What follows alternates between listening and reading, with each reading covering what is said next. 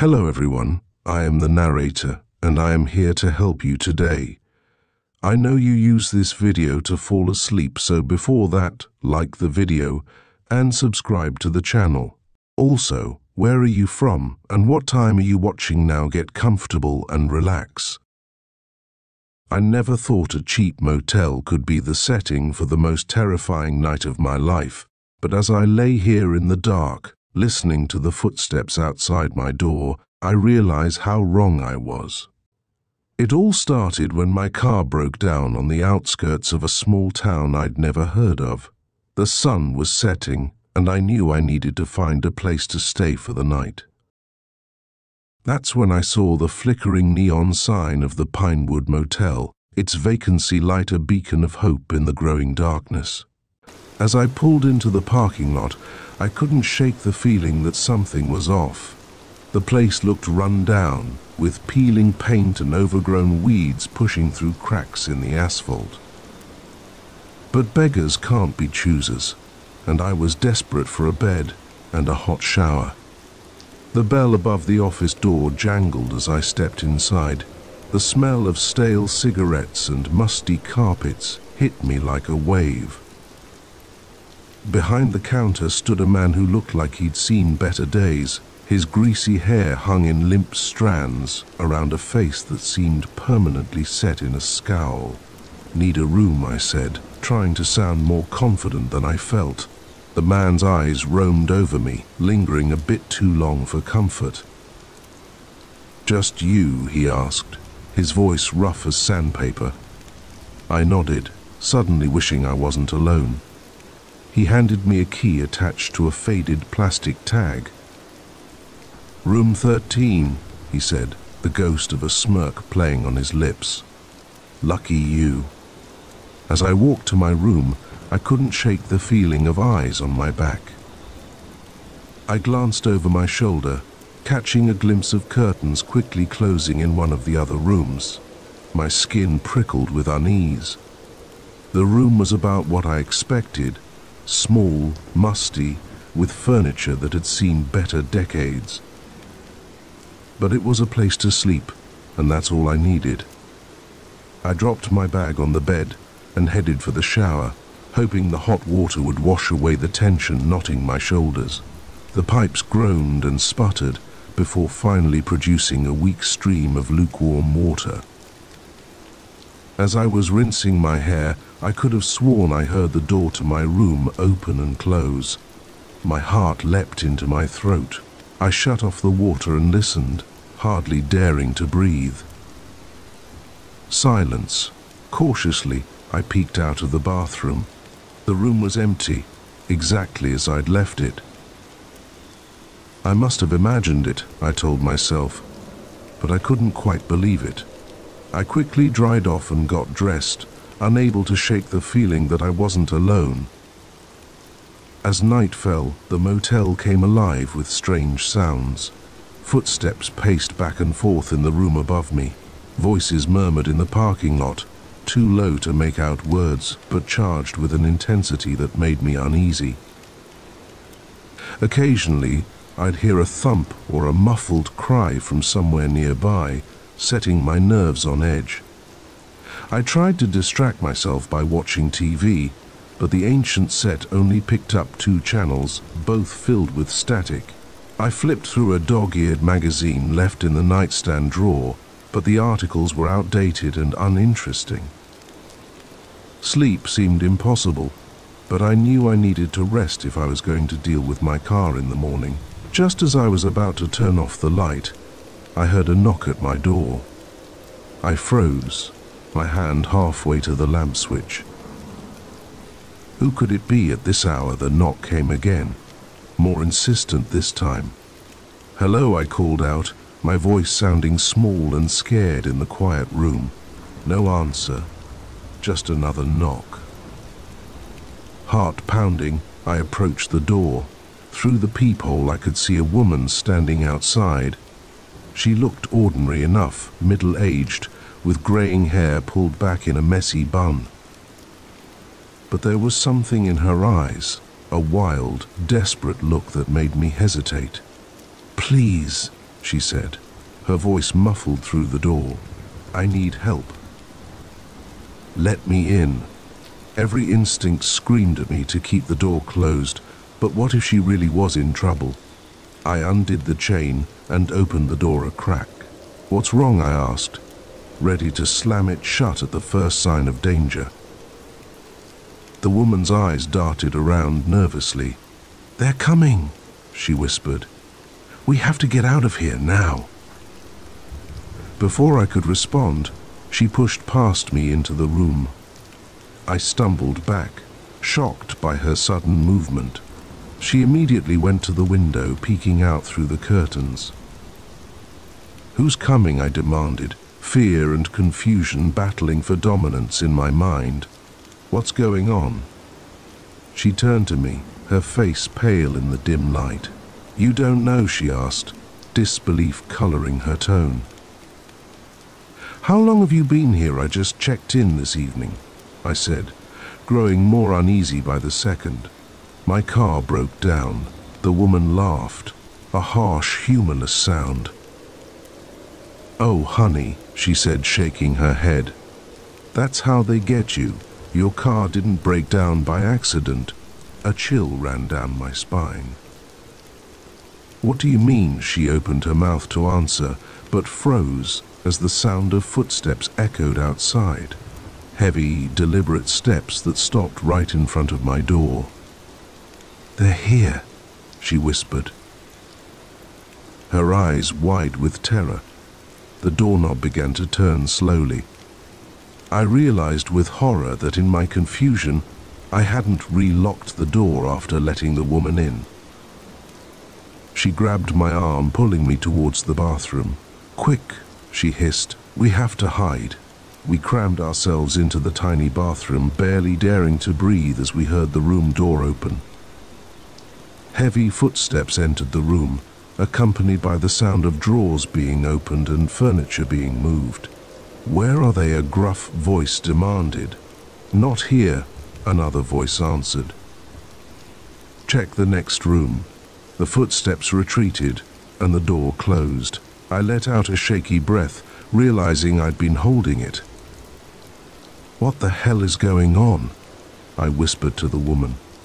She put a finger to her lips, shaking her head. After a few moments of tense silence, she spoke, her voice barely audible. "This isn't just a motel," she said. "It's a trap. They lure in travelers, people who won't be missed, and then..." She trailed off, swallowing hard. And then what I pressed, though I wasn't sure I wanted to know the answer. "They take them," she said simply. "Sell them, kill them for sport, use them for God knows what. I've been trying to escape for weeks." My mind reeled, struggling to process what she was saying. It sounded insane, like something out of a horror movie, but the fear in her eyes, the sounds I'd heard, the strange behavior of the staff, it all started to fit together in a terrifying picture. "We have to get out of here," I said, surprised by the steadiness in my voice. She nodded. "There's a window in the back, behind the dumpsters. If we can make it there, we might have a chance." Slowly, cautiously, we emerged from the bathroom. The room was a mess, drawers pulled out and mattress overturned. They had searched thoroughly, but thankfully hadn't thought to check the bathroom. We crept to the door, listening intently for any sound of movement outside. Hearing nothing, we slipped out into the night. The parking lot was eerily quiet, the only sound the faint buzz of the neon sign. We stuck to the shadows, making our way around the edge of the building towards the back. Just as the dumpsters came into view, a shout rang out behind us. "There they are!" We ran, no longer caring about stealth. I could hear heavy footsteps pounding after us, gaining ground quickly. The woman reached the window first, struggling to push it open. I turned to look behind us and saw 3 men running towards us, their faces twisted with rage. With a final heave, The window creaked open. The woman scrambled through, then turned to help me. I was halfway through when I felt a hand grasp my ankle. I kicked wildly, connecting with something solid. The grip loosened, and I tumbled through the window onto the ground outside. We ran into the woods behind the motel, branches whipping at our faces as we crashed through the underbrush. I could hear our pursuers crashing through the trees behind us, but their voices grew fainter as we put distance between us. After what felt like hours, we finally stopped, gasping for breath. In the faint pre-dawn light, I could see a road ahead. We had made it. As we walked towards the road, hoping to flag down a passing car, the woman turned to me. "I'm Sarah," she said, offering a tired smile. "Alice," I replied, still trying to process everything that had happened. "Thank you, Alice," Sarah said softly. I couldn't have made it out alone. I nodded, words failing me. As the sun began to rise, painting the sky in soft pinks and golds, I realized how close I had come to never seeing another dawn. The Pinewood Motel faded into the distance behind us, but I knew its horrors would haunt my dreams for years to come. The neon sign of Joe's Pizza flickered in the rearview mirror as I pulled away, the aroma of pepperoni and cheese filling my car. Little did I know that this routine delivery would lead me into a nightmare I never could have imagined. Sometimes the most terrifying journeys begin with the most innocent of destinations. It was a slow Tuesday night, and I was grateful for the ping of the delivery app. Any extra cash was welcome, especially with rent coming due. The address was unfamiliar, somewhere on the outskirts of town where the streetlights grew sparse and the houses were few and far between. I hummed along to the radio, my headlights cutting through the darkness as I navigated the winding country roads. The GPS directed me to turn onto a narrow gravel driveway, barely visible among the overgrown bushes. As I drove deeper into the property, the trees seemed to close in around me, their branches reaching out like gnarled fingers. Finally, I spotted a house, if you could call it that. It was more like a dilapidated shack, its windows dark and its paint peeling. A single bulb flickered weakly above the front door, casting eerie shadows across the porch. I grabbed the pizza box and approached the house, gravel crunching under my feet. The silence was oppressive, broken only by the chirping of crickets and the distant hoot of an owl. I took a deep breath, trying to shake off the growing sense of unease, and knocked on the door. For a long moment, there was no response. I was about to knock again when I heard movement inside. Slow, shuffling footsteps approached the door. It creaked open, revealing a man who looked like he'd stepped out of a horror movie. He was tall and gaunt, with wild, unkempt hair and a scraggly beard. His eyes, sunken deep in their sockets, fixed on me with an intensity that made my skin crawl. "A pizza delivery," I stammered, holding out the box. The man's face split into a grin, revealing yellow, crooked teeth. Yes, yes," he said, his voice raspy. Come in, I'll get your money." Every instinct screamed at me to turn and run, but I reminded myself that I was just being paranoid. It was just an odd old man in a creepy house, nothing to be afraid of. I stepped inside and immediately regretted it. The smell hit me first, a musty, sour odor that made my nose wrinkle. The interior was dimly lit and cluttered, with stacks of newspapers and old furniture creating a maze-like path through the room. "Just wait here," the man said, disappearing into another room. I stood awkwardly in the entryway, shifting my weight from foot to foot. My eyes darted around, taking in the strange decor. Faded photographs covered one wall, their subjects and eyes seeming to follow me too. On a nearby table, I spotted something that made my blood run cold. A collection of newspaper clippings, all about missing persons in the area. The man returned, but instead of money, he held a gun. My heart leapt into my throat as he pointed it at me, that unsettling grin still plastered on his face. "Now," he said, his tone casual as if he were discussing the weather, "you're going to do exactly as I say." I raised my hand slowly, the pizza box falling to the floor with a dull thud. "Look, man," I said, trying to keep my voice steady. "I don't want any trouble, just take my wallet and let me go." He laughed, a harsh, grating sound. "Oh, I don't want your money, boy. You're going to help me with something far more important." He gestured with the gun, directing me further into the house. I had no choice but to comply, my mind racing with possible escape routes. We passed through a kitchen that looked like it hadn't been cleaned in years. Pots and pans piled high in the sink, before entering what appeared to be a study. The room was dominated by a large desk covered in papers and strange-looking devices. Bookshelves lined the walls, filled with old volumes and jars containing things I didn't want to examine too closely.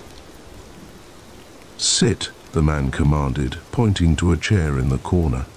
I sat, my legs feeling like jelly. "What do you want from me?" I asked, hating how my voice quavered. The man's eyes gleamed with a manic light. "You, my young friend, are going to help me get my revenge. You see, the owner of that pizza place you work for, Joe, he ruined my life." He launched into a long, rambling story about how Joe had supposedly cheated him out of his life savings, driven him to bankruptcy, and destroyed his family. With each word, his agitation grew, spittle flying from his lips as he gesticulated wildly with the gun. I listened in horror, realizing I was dealing with someone who had completely lost touch with reality. This wasn't just a robbery gone wrong. This was the lair of a madman with a grudge. "So you see," he concluded, leaning in close enough that I could smell his rancid breath, "Joe needs to pay, and you're going to help me make that happen." "How?" I asked, my mouth dry with fear. He grinned again, that terrible yellow grin. "You're going to call him. Tell him you've had car trouble and need him to come out here, and when he arrives..." He made a slashing motion across his throat. I felt sick. This lunatic wanted me to lure my boss to his death. I can't do that," I stammered. "Please, just let me go. I won't tell anyone about this, I swear." The man's face darkened. "You don't have a choice, boy. You'll do as I say, or you'll never leave this house alive." He shoved a phone into my hands. With trembling fingers, I dialed Joe's number, praying he wouldn't answer. But after 3 rings, I heard his familiar voice. "Hello." I swallowed hard, the man's gun pressed against my temple. "Hey Joe, it's Mike." I've had some car trouble out on Old Mill Road. Could you come give me a hand?" There was a pause, and for a moment I thought Joe might refuse, but then he sighed. "All right, Mike, I'll be there in about 20 minutes. Sit tight." The call ended, and the man snatched the phone away, cackling with glee. "Excellent, excellent," he crowed. "Now we wait." The next 20 minutes were the longest of my life. The man paced back and forth, muttering to himself, and occasionally stopping to peer out the window. I sat frozen in the chair, my mind racing. I knew I had to do something, but with the gun trained on me, any move seemed impossible. As the sound of an approaching car reached us, the man's excitement grew palpable. "It's time," he hissed, grabbing my arm and yanking me to my feet. "Remember, one wrong move and you're dead." He dragged me to the front door, positioning me so that I was visible but keeping himself hidden behind it. I heard car doors slam, then footsteps on the gravel. "Mike," Joe's voice called out. "You out here, kid?" I opened my mouth, but no sound came out. The man jabbed the gun into my ribs, and I managed to croak, "Over here, Joe." As Joe approached, I could see the confusion on his face. He was a good man, always fair to his employees. Whatever grudge this madman held against him, I knew it couldn't be justified. Just as Joe reached the porch, I made my decision. I couldn't let this happen. With a sudden burst of adrenaline, I shoved backwards, catching my captor off guard. We tumbled to the floor in a tangle of limbs, the gun skittering across the wooden planks. "Run, Joe!" I yelled, struggling to keep the man pinned down. "Call the police!" Joe, to his credit, reacted quickly. He scooped up the gun and trained it on the man, his hands steady despite the shock evident on his face. "What the hell is going on here?" he demanded. The man beneath me had gone still, all the fight seeming to drain out of him now that he was disarmed. He began to sob, great heaving cries that shook his entire body. The police arrived within minutes, alerted by Joe's call. As they led the man away in handcuffs, I sat on the porch steps, my legs too shaky to stand. Joe sat beside me, placing a comforting hand on my shoulder. "You okay, kid?" he asked, concern etching his features. I nodded, though I knew it would be a long time before I was truly okay. "Yeah," I said, I don't think I'll be making any more deliveries for a while." Joe chuckled, a welcome sound after the night's horrors. "I think you've earned a nice, long vacation and a raise." As we watched the police cars drive away, their red and blue lights fading into the distance, I felt a mix of relief and lingering fear. The night's events had shown me how quickly an ordinary situation could turn into a nightmare, but it had also shown me my own strength, a resilience I didn't know I possessed. I knew the memory of this night would stay with me, a reminder of the darkness that can lurk behind closed doors. But as the first light of dawn began to paint the sky, I also felt a glimmer of hope. I had faced my worst fear and survived. Whatever came next, I knew I could handle it. The pizza, forgotten on the floor of that horrible house, had long since gone cold, but as Joe and I drove back to town, I found I had never been more grateful for a ruined delivery in my life. The snap of a twig under my boot echoed through the forest like a gunshot. I froze, my heart pounding in my chest. That's when I saw them, shadowy figures moving between the trees, and I knew in that instant my leisurely hike had just become a fight for survival. It was supposed to be a simple weekend getaway. I'd been feeling stressed at work, and my therapist suggested I try spending some time in nature. "Reconnect with the earth," she'd said, her voice soothing and reassuring. "It'll do wonders for your anxiety." So here I was, 3 hours into a hike in the Cascade Mountains, my backpack full of trail mix and bottled water, and not another soul in sight, or so I thought. The day had started beautifully. The sun filtered through the canopy of evergreens, dappling the forest floor with warm light. The air was crisp and clean, filled with the scent of pine and damp earth. I felt my worries melting away with each step, the rhythm of my boots on the trail becoming a meditation of sorts. I'd veered off the main path about an hour ago, drawn by the sound of rushing water. I found a pristine stream, its clear water bubbling over smooth rocks. I stopped to refill my water bottle, marveling at how clean and fresh it tasted compared to the tap water back home. That's when I heard it. Voices carried on the wind, too faint to make out words, but clearly human. I felt a twinge of disappointment. I'd been enjoying the solitude, but I reminded myself that other hikers had just as much right to be here as I did. I shouldered my pack and started walking again, figuring I'd either catch up to the group ahead or they'd move on, and I'd have the trail to myself again. But as I rounded a bend, I saw something that made me stop dead in my tracks. In a small clearing just off the trail, I saw a group of men. They weren't hikers. They wore dark clothes, and even from this distance I could see they were armed. Surrounding them were crates, dozens of them. One was open, and I could see packages wrapped in brown paper inside. My brain struggled to process what I was seeing. This deep in the woods, this far from any road, it had to be something illegal. Drugs, maybe, or weapons. My pulse quickened as I realized I was witnessing something I definitely wasn't supposed to see. I took a step backward, intending to quietly retrace my steps and get as far away from here as possible. That's when I stepped on the twig, the crack seeming to echo through the entire forest. The men's heads snapped in my direction.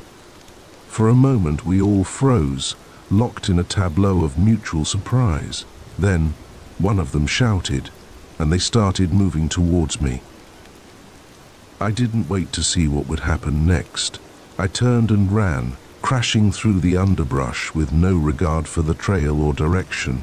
All that mattered was putting distance between me and those men. I could hear them behind me, their shouts growing fainter as I ran but never disappearing entirely. My lungs burned, and branches whipped at my face, but terror kept me moving. I don't know how long I ran. It could have been minutes or hours. Time seemed to lose all meaning in the green blur of the forest. Finally, when my legs felt like they were about to give out, I spotted a dense thicket of bushes. Without thinking, I dove in, ignoring the thorns that scraped my arms and face. I lay there, trying to quiet my ragged breathing, straining my ears for any sound of pursuit. For a long while, all I could hear was the pounding of my own heart. Then, distantly, I heard voices again. "He couldn't have gotten far," one said, his voice gruff and angry. "Spread out," another responded. "He's got to be around here somewhere." I pressed myself closer to the ground, hardly daring to breathe. They were looking for me, and based on what I'd seen, I had a sickening feeling about what would happen if they found me.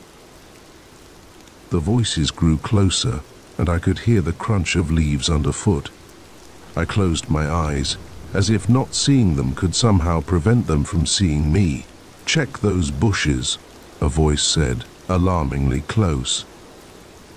I tensed, ready to bolt, though I knew it was hopeless. I was trapped. Suddenly, a new sound cut through the air, a loud electronic beeping. One of the men swore. "It's the perimeter alarm," he said. "Someone else is in the area." "Shit," another voice responded. "We need to get back and secure the product. This guy will have to wait." I heard their footsteps retreating, moving quickly away from my hiding spot. Even after I could no longer hear them, I remained frozen in place, afraid to move a muscle. As the adrenaline began to wear off, the reality of my situation sank in. I was lost in the woods, being hunted by dangerous men, with no idea which direction would lead me to safety. I don't know how long I lay there, paralyzed by fear and indecision. The light began to fade, the forest growing darker around me. I knew I couldn't stay here forever, but every snapping twig or rustling leaf sent a jolt of terror through me. Finally, as true darkness began to fall, I forced myself to move. My muscles protested as I crawled out of the thicket, thorns catching on my clothes and skin.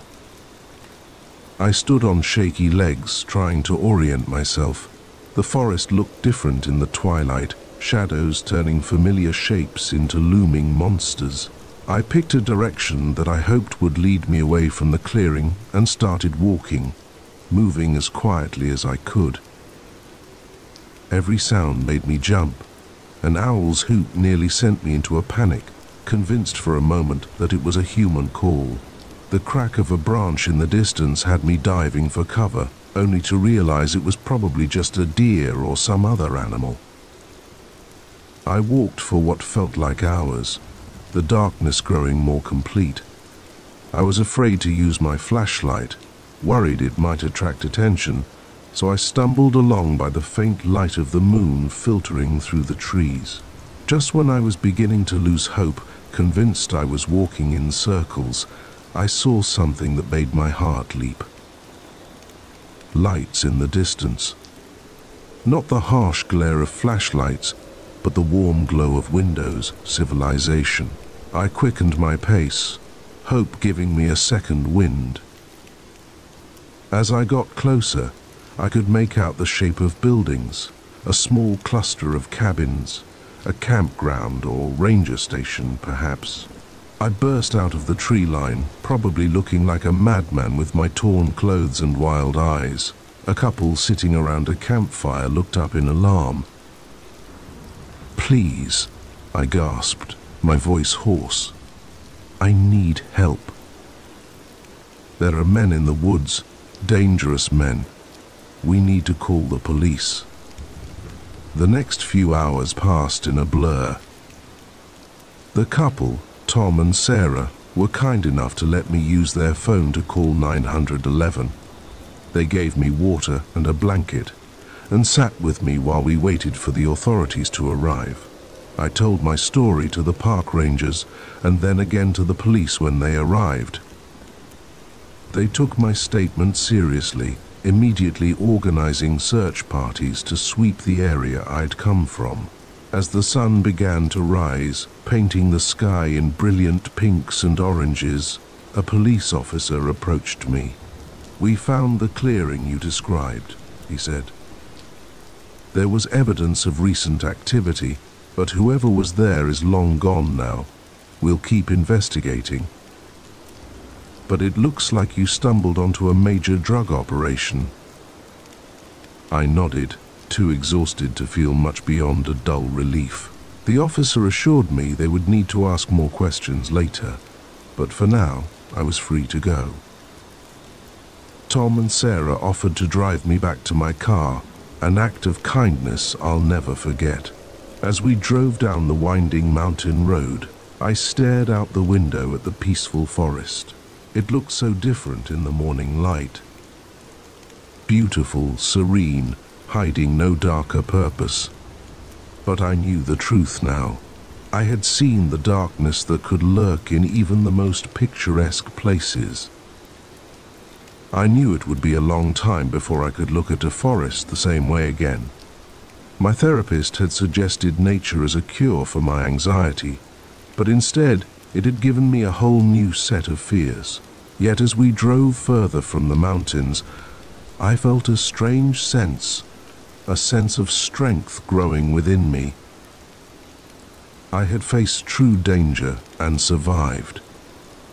Whatever challenges lay ahead in my normal life, I knew I could face them. The weekend getaway hadn't gone as planned, but as I finally reached my car and began the long drive home, I realized it had changed me in ways I never could have anticipated.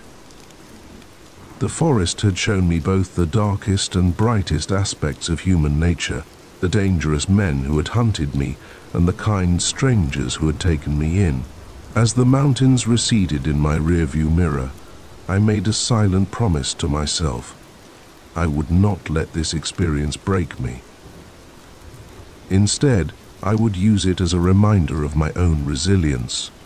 The woods may have held danger, but they had also shown me my own strength, and that, I realized, was the greatest gift of all.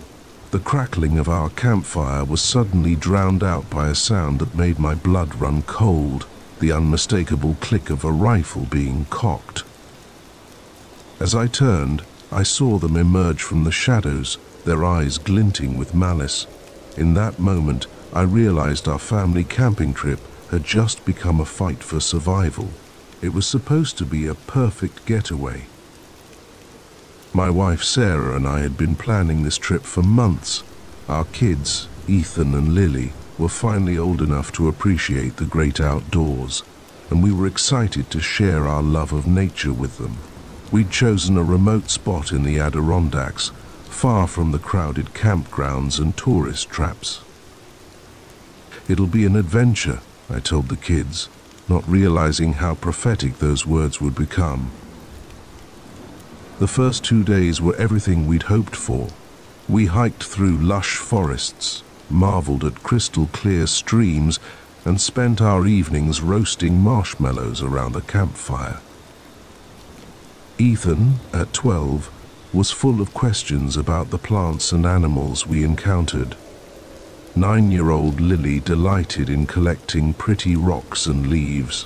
Sarah and I exchanged contented smiles, feeling like we'd made the right choice in unplugging from the world for a while.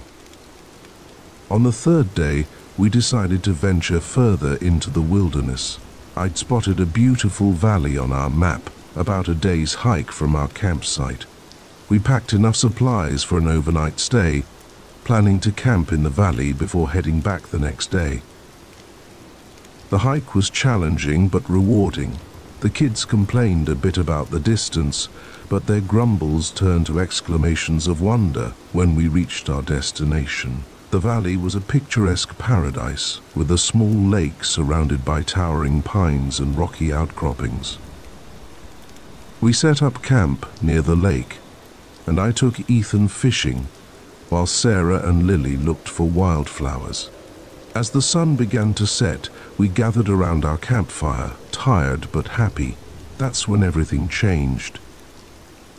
The first sign that something was wrong was a rustling in the bushes, too heavy to be a small animal. I saw Sarah tense up, her eyes scanning the tree line. Before I could say anything, they appeared. 3 men stepped into the firelight, and I felt my heart skip a beat. They weren't fellow hikers or park rangers. These men looked rough, with unkempt beards and tattered clothes, but it was their eyes that truly frightened me, cold and hard, filled with a hostility that made my skin crawl. "Well, well," the tallest one drawled, his lips curling into a sneer.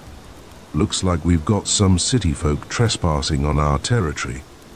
I stood up slowly, trying to position myself between the men and my family. "We didn't realize this area was off limits," I said, fighting to keep my voice steady. "We'll pack up and leave first thing in the morning." The man laughed, a harsh sound that echoed across the valley. "Oh, I don't think so. See, you've wandered into our neck of the woods, and we don't take kindly to outsiders." That's when I heard the click of the rifle and saw the glint of the barrel in the firelight. My mind raced, trying to figure a way out of this nightmare. Sarah had pulled the kids close to her, her face pale with fear. "Look," I said, holding my hands up in a placating gesture. "We don't want any trouble. We have some money, camping gear, it's all yours. Just let us go." The man with the rifle stepped forward, his eyes narrowing. "It ain't about the money," he growled. "This is our land, has been for generations, and we've got ways of dealing with trespassers." A chill ran down my spine at his words. I realized with growing horror that these men had no intention of letting us leave. They were toying with us, like cats playing with mice before the kill. In that moment, some primal instinct took over. "Run!" I shouted, grabbing the nearest thing I could use as a weapon, a burning log from the fire. I hurled it at the men, the sparks flying as it hit the one with the rifle. Chaos erupted. Sarah scooped up Lily and bolted for the trees, Ethan right behind her. I heard the crack of the rifle, the bullet whizzing past my ear as I dove to the side. Adrenaline surged through me as I scrambled to my feet and ran after my family. We plunged into the dark forest, branches whipping at our faces as we fled. I could hear the men crashing through the underbrush behind us, their angry shouts echoing through the trees. My lungs burned and my legs ached, but terror drove me forward. "This way," I gasped, veering off to the right. I had a vague idea of the terrain from our hike earlier, and I was desperately trying to lead us towards rougher ground, where we might lose our pursuers. We stumbled through a shallow stream, the cold water shocking my system. Lily was crying softly, her face buried in Sarah's shoulder. Ethan's breath came in ragged gasps, but he kept pace, his face set with determination. The sound of pursuit seemed to fade slightly, and I dared to hope we might be gaining some distance. But then I heard a yelp behind me, and turned to see Ethan sprawled on the ground, clutching his ankle. I tripped, he whimpered, trying to stand but collapsing again with a grimace of pain. My heart sank. We couldn't leave him, but staying put wasn't an option.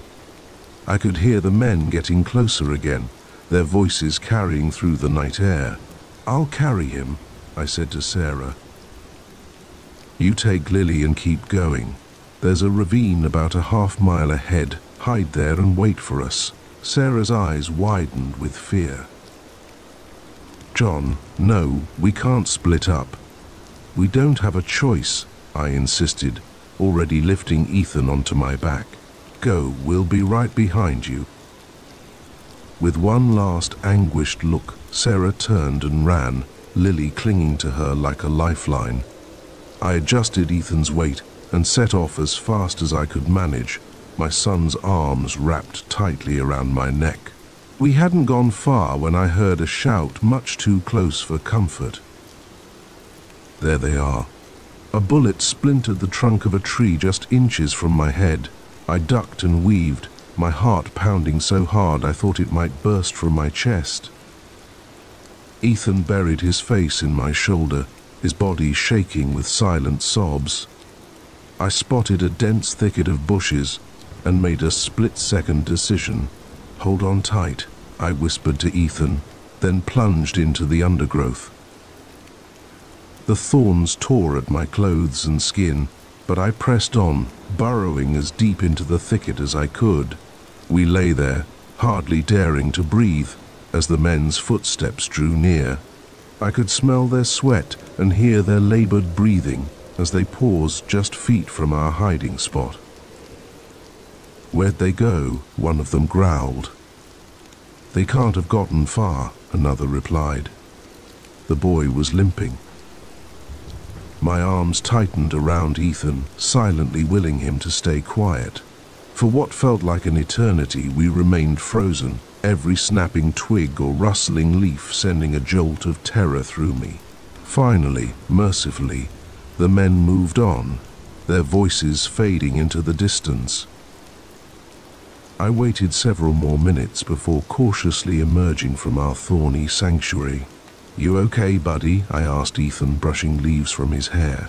He nodded bravely, though I could see the fear in his eyes. "Dad, who are those men? Why are they chasing us?"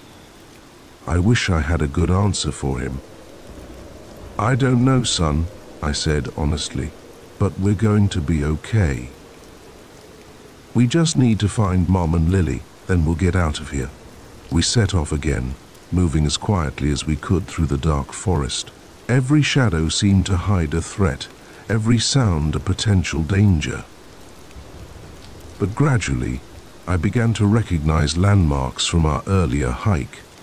We were getting close to the ravine where I'd told Sarah to hide. As we approached, I heard a faint whisper. John, Ethan, relief flooded through me as Sarah and Lily emerged from behind a large boulder. We embraced fiercely, all of us shaking with a mixture of fear and gratitude at being reunited. But we couldn't afford to relax yet. Those men were still out there, and we were lost in the wilderness with no supplies and an injured child. We needed a plan. "There's a ranger station about 10 miles from here," I said, trying to recall the details of our map. "If we can make it there, we'll be safe." It was a daunting journey, especially in our condition. But as I looked at my family, tired, scared, but alive and together, I knew we had no choice. We had to try. As the first light of dawn began to filter through the trees, we set off.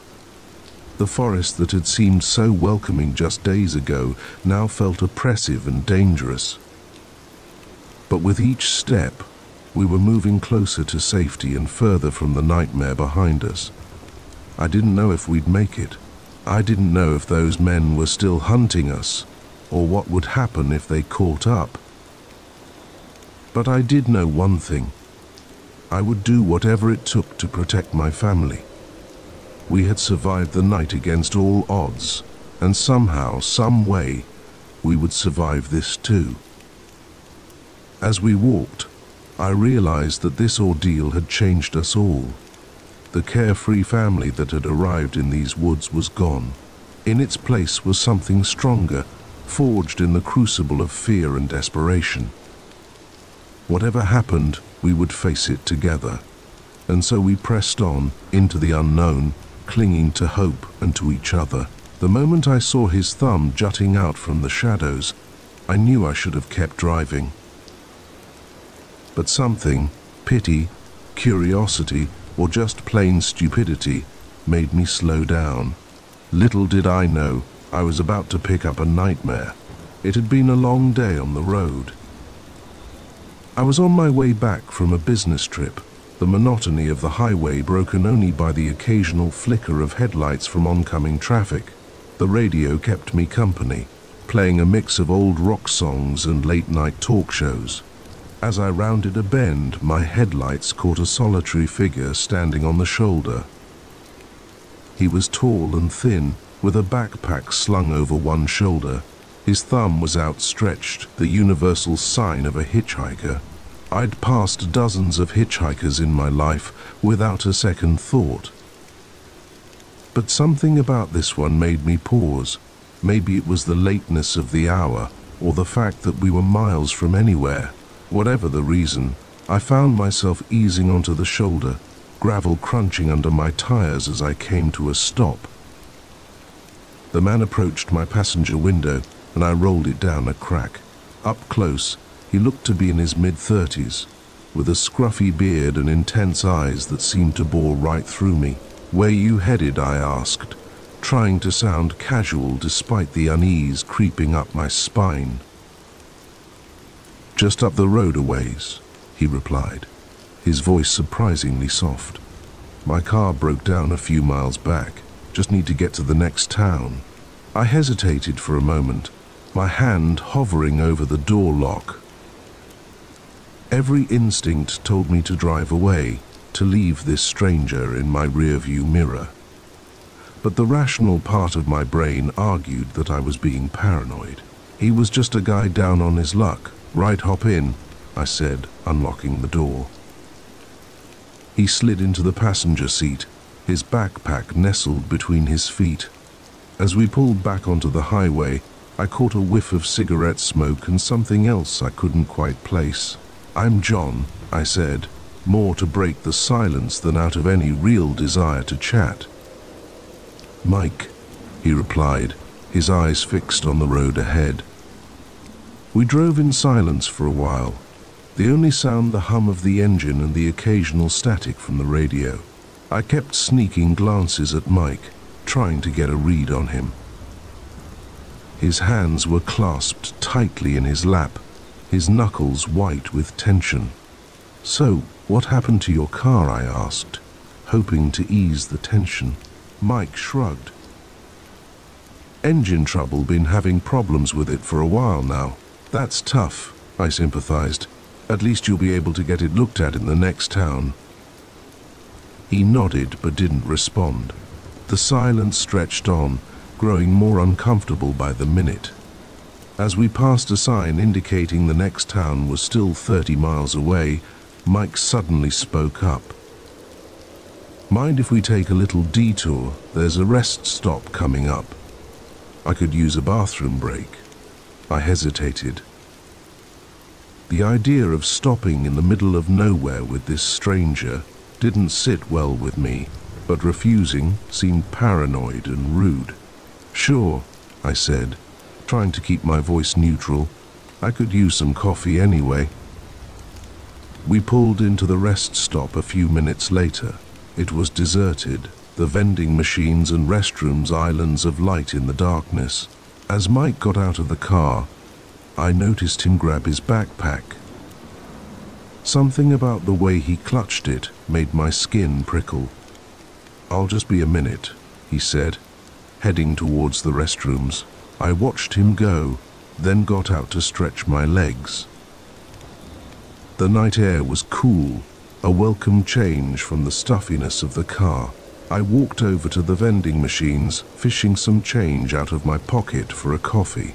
As I waited for my drink, I couldn't shake the feeling that something was off. Mike had been gone for a while now, too long for a simple bathroom break. I glanced towards the restrooms, half expecting to see him emerging, but there was no sign of him. Curiosity and unease warred within me. Part of me wanted to get in the car and drive away, leaving whatever was going on far behind. But another part, the part that had made me stop in the first place, wouldn't let me leave without knowing. I approached the restroom cautiously, my footsteps echoing in the quiet night. "Mike," I called out. "Oh, everything okay in there?" No response. I pushed open the door, the hinges creaking ominously. The fluorescent lights flickered, casting strange shadows. The stalls were empty. Mike was gone. My heart began to race. Had he run off, but why and where to in the middle of nowhere? That's when I saw it. A small piece of paper tucked under the soap dispenser. With trembling fingers, I unfolded it. "I'm sorry," it read in hasty scrawl. "They're after me. I had to use you as cover. Check your trunk." Ice flooded my veins. I sprinted back to my car, fumbling with the keys. The trunk popped open, and I recoiled at what I saw. Bundles of cash, stacks and stacks of it, and underneath, a gun. My mind reeled. What had I gotten myself into? Who was Mike really? And who was after him? The sound of approaching engines snapped me back to reality. Headlights appeared on the horizon, growing rapidly closer. Without thinking, I slammed the trunk shut and jumped into the driver's seat. My tires squealed as I peeled out of the rest stop, my heart pounding in my ears. In my rearview mirror, I saw two black SUVs pull into the rest stop. They paused only momentarily before resuming their pursuit. I pressed the accelerator to the floor, the engine roaring as I pushed it to its limits. The speedometer crept past 90, then 100, but the SUVs kept pace. My knuckles were white on the steering wheel as I weaved through traffic, narrowly avoiding collisions. Questions raced through my mind. Was Mike some kind of criminal, a thief? Or was he running from something more sinister? And what would happen to me if these people caught up? I took an exit ramp at the last second, hoping to lose my pursuers, but they were relentless, matching my every move. I found myself on a winding back road, trees looming on either side. The SUVs were gaining, their headlights filling my mirrors. Suddenly, a figure appeared in the road ahead. I slammed on the brakes, the car fishtailing as I fought for control. As I skidded to a stop, I realized with a jolt that it was Mike. He ran to the car, yanking open the passenger door. "Drive," he yelled, jumping in. I hesitated for a split second, but the sound of screeching tires behind us made the decision for me. I floored it, the tires spinning on the asphalt before finding purchase. "What the hell is going on?" I demanded, my voice shaking with fear and adrenaline. Mike was rummaging in his backpack. He pulled out another gun, checking it with practiced ease. "I'm CIA," he said, his eyes scanning the road behind us. "Deep cover. Those guys back there, they're not the good guys." My mind struggled to process this information. "The money in my trunk evidence," he replied grimly, "enough to bring down a major criminal organization, but they found out I was onto them, been running ever since." The SUVs were closing in again. I heard the crack of gunfire, and my rear window exploded in a shower of glass. Mike leaned out the window, returning fire. "There's a safe house about 10 miles from here," Mike shouted over the noise. "If we can make it there, we'll be okay." I nodded, too focused on driving to form words. We careened around corners, the car's suspension groaning in protest. The gunfire was constant now, bullets pinging off the metal around us. As we rounded a bend, I saw salvation, a bridge spanning a deep ravine. On the other side, barely visible in the darkness, was a cluster of buildings. "The safe house." "Almost there," Mike yelled. "Don't stop for anything."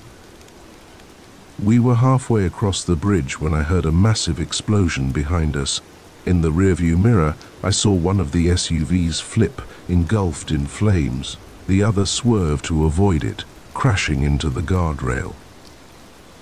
We made it across, skidding to a stop in front of a nondescript building. Mike was out of the car in an instant, shouting something I couldn't make out. Armed men emerged from the building, quickly surrounding us. As the adrenaline began to fade, the reality of what had just happened hit me like a truck. I sat there, hands still gripping the steering wheel, as Mike talked urgently with the other agents.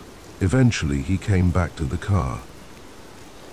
"You okay?" he asked, his voice gentler than I'd heard it all night. I nodded numbly. "What happens now? You're a hero," he said with a small smile. "You helped bring down a major criminal operation, but for your safety, we'll need to keep you here for a while, just until we tie up all the loose ends."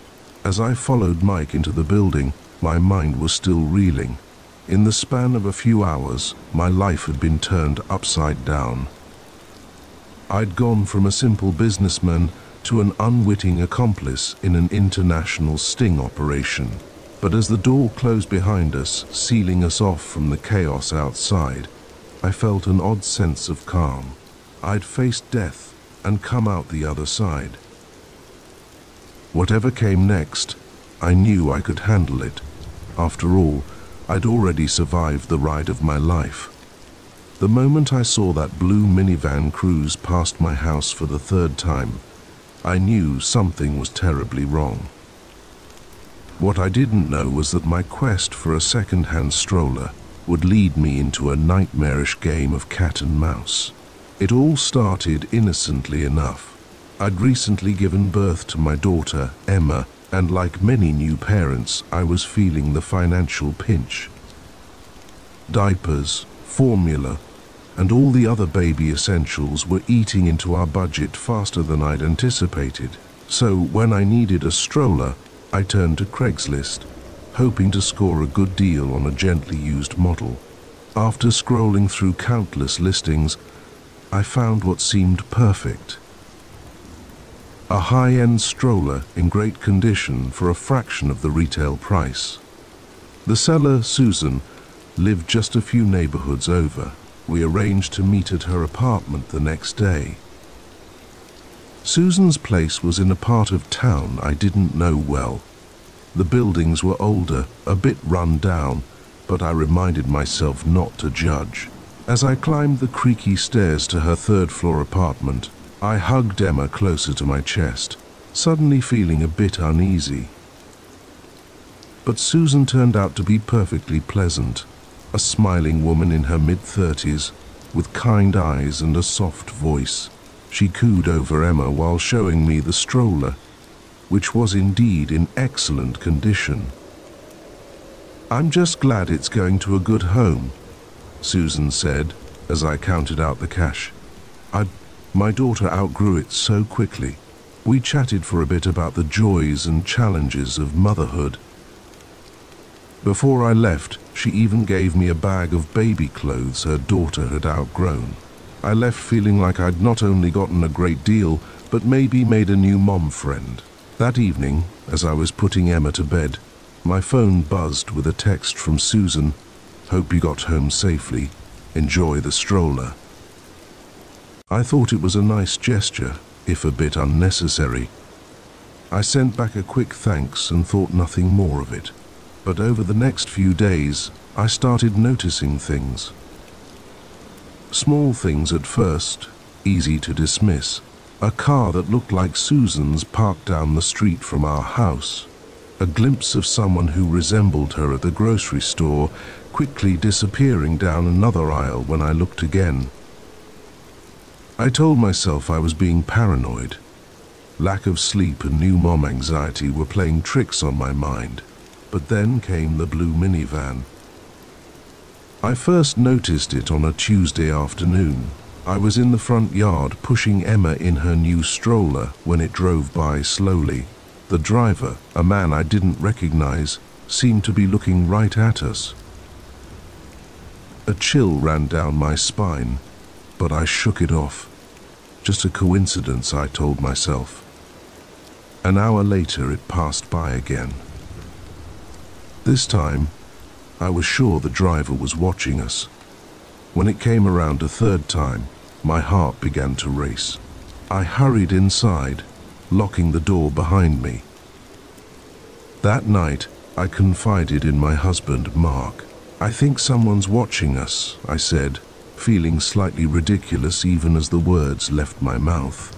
Mark listened patiently, but I could see the skepticism in his eyes. "Honey, you're exhausted," he said gently. "Your mind is probably just playing tricks on you. Why would anyone be watching us?" I wanted to believe him, but the next day, as I was coming back from a walk with Emma, I saw Susan. She was across the street, partially hidden behind a tree watching my house. When she saw me notice her, she quickly walked away. Now I was sure something was wrong. I called the non-emergency police line, but they weren't much help. Without any concrete evidence of a threat, there wasn't much they could do. They advised me to keep a record of any suspicious activities and call if I ever felt an immediate danger. Over the next week, the sightings continued. The blue minivan, glimpses of Susan. Once, I even got a text from an unknown number. "Your baby is beautiful. Her eyes are so bright." I was a nervous wreck. I stopped going out unless absolutely necessary. I triple-checked the locks on our doors and windows every night. Mark was becoming worried, suggesting that maybe I should talk to someone about postpartum anxiety, but I knew this was real. I could feel eyes on me constantly, watching, waiting. But for what? The answer came on a rainy Thursday night. Mark was working late, and I was home alone with Emma. As I was washing dishes, I heard a noise from the baby monitor, a creak that didn't sound like Emma stirring in her crib. My heart in my throat, I crept upstairs. As I approached the nursery, I heard whispers. I peered around the doorframe and saw a sight that turned my blood to ice. Susan was there, leaning over Emma's crib, reaching for my baby. Without thinking, I burst into the room. "Get away from her!" I screamed. Susan whirled around, her eyes wide with shock. For a moment, we just stared at each other. The only sound Emma's confused whimpers. "I'm sorry," Susan said, her voice trembling. "I'm so sorry, I had to see her, to hold her." "What are you talking about?" I demanded, moving to stand between her and the crib. "Why are you in my house? Why have you been following me?" Tears welled up in Susan's eyes. "My baby," she whispered. "I lost my baby. She looks so much like your Emma. I couldn't let go." The pieces started to fall into place. The stroller that was barely used, the baby clothes. Susan's obsession with my daughter. A wave of pity washed over me, quickly replaced by fear and anger. "You need to leave," I said, my voice shaking. "Now, before I call the police." Susan nodded, tears streaming down her face. As she turned to go, she looked back at Emma one last time. The longing in her eyes was painful to see. But I stood my ground. After she left, I called the police. They came and took my statement, promising to look into Susan and advise her to stay away. They also suggested I get a restraining order, just to be safe. In the days that followed, I learned more about Susan's story. She had indeed lost a baby, just a few months earlier. The grief had apparently driven her to fixate on Emma as a replacement. The man in the blue minivan turned out to be her brother, who had been trying to keep an eye on her, worried about her mental state. It took a long time for me to feel safe again. We installed a security system, and I went to therapy to deal with the anxiety the ordeal had caused. Gradually, life returned to something resembling normal.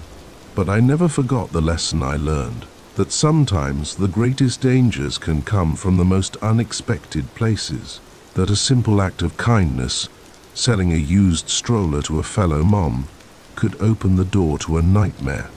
Now, years later, I still think about Susan sometimes. I hope she got the help she needed. And while I'm more cautious now, I try not to let fear rule my life. After all, Emma is growing up fast, and I don't want to miss a moment of it worrying about what might be lurking in the shadows. As I watch Emma play in our backyard, her laughter ringing out in the summer air, I'm reminded of how precious and fragile life can be, and I'm grateful not just for her safety, but for the strength I found within myself during those terrifying days. It's a strength I carry with me, always ready for whatever challenges life might bring next. The moment I saw Nurse Samantha slip those vials into her purse, I knew I was in for the longest night shift of my life. What I didn't know was that it would also be the most dangerous. My name's Mike, and I've been working as a janitor at St. Andrew's Hospital for almost a year now. It's not a glamorous job, but it pays the bills, and most nights it's pretty quiet. I do my rounds, mop the floors, empty the trash, and generally keep the place tidy for the day shift. Nothing too exciting. That all changed on a Tuesday night in October. I remember it clearly because it was unseasonably cold, and I'd forgotten my jacket at home. I was shivering as I pushed my cart down the dimly lit corridors of the third floor, the wheels squeaking slightly with each turn. It was around AM when I first noticed something off. Nurse Samantha, one of the night shift regulars, was acting strange near the supply closet. Now, Samantha had always been a bit intense. She was a big woman, tough as nails, with a reputation for being volatile. Most of the staff gave her a wide berth, but this was different. She kept glancing around nervously, checking over her shoulder as she fumbled with the door lock. My curiosity got the better of me, and I quietly wheeled my cart closer, pretending to be engrossed in wiping down a handrail. What I saw next made my blood run cold. Samantha carefully opened the closet and began removing vials of medication, stashing them in her bag. This wasn't just grabbing an extra band-aid or some gauze. These were serious drugs, the kind kept under lock and key. I froze, unsure of what to do. Part of me wanted to confront her right then and there, but another part, the part that valued my safety, told me to keep quiet. Samantha was a big woman, and I'd seen her lose her temper before. Plus, if she was stealing drugs, who knew what else she might be capable of? I decided to keep my head down and observe. For the rest of my shift, I kept a discreet eye on Samantha. She moved from room to room, administering medications as usual. But every now and then, when she thought no one was looking, she'd slip something into her pocket or purse. As the night wore on, my anxiety grew. I couldn't just ignore what I'd seen. Patient lives could be at stake. But how could I expose her without putting myself in danger? Around Am, I saw my chance.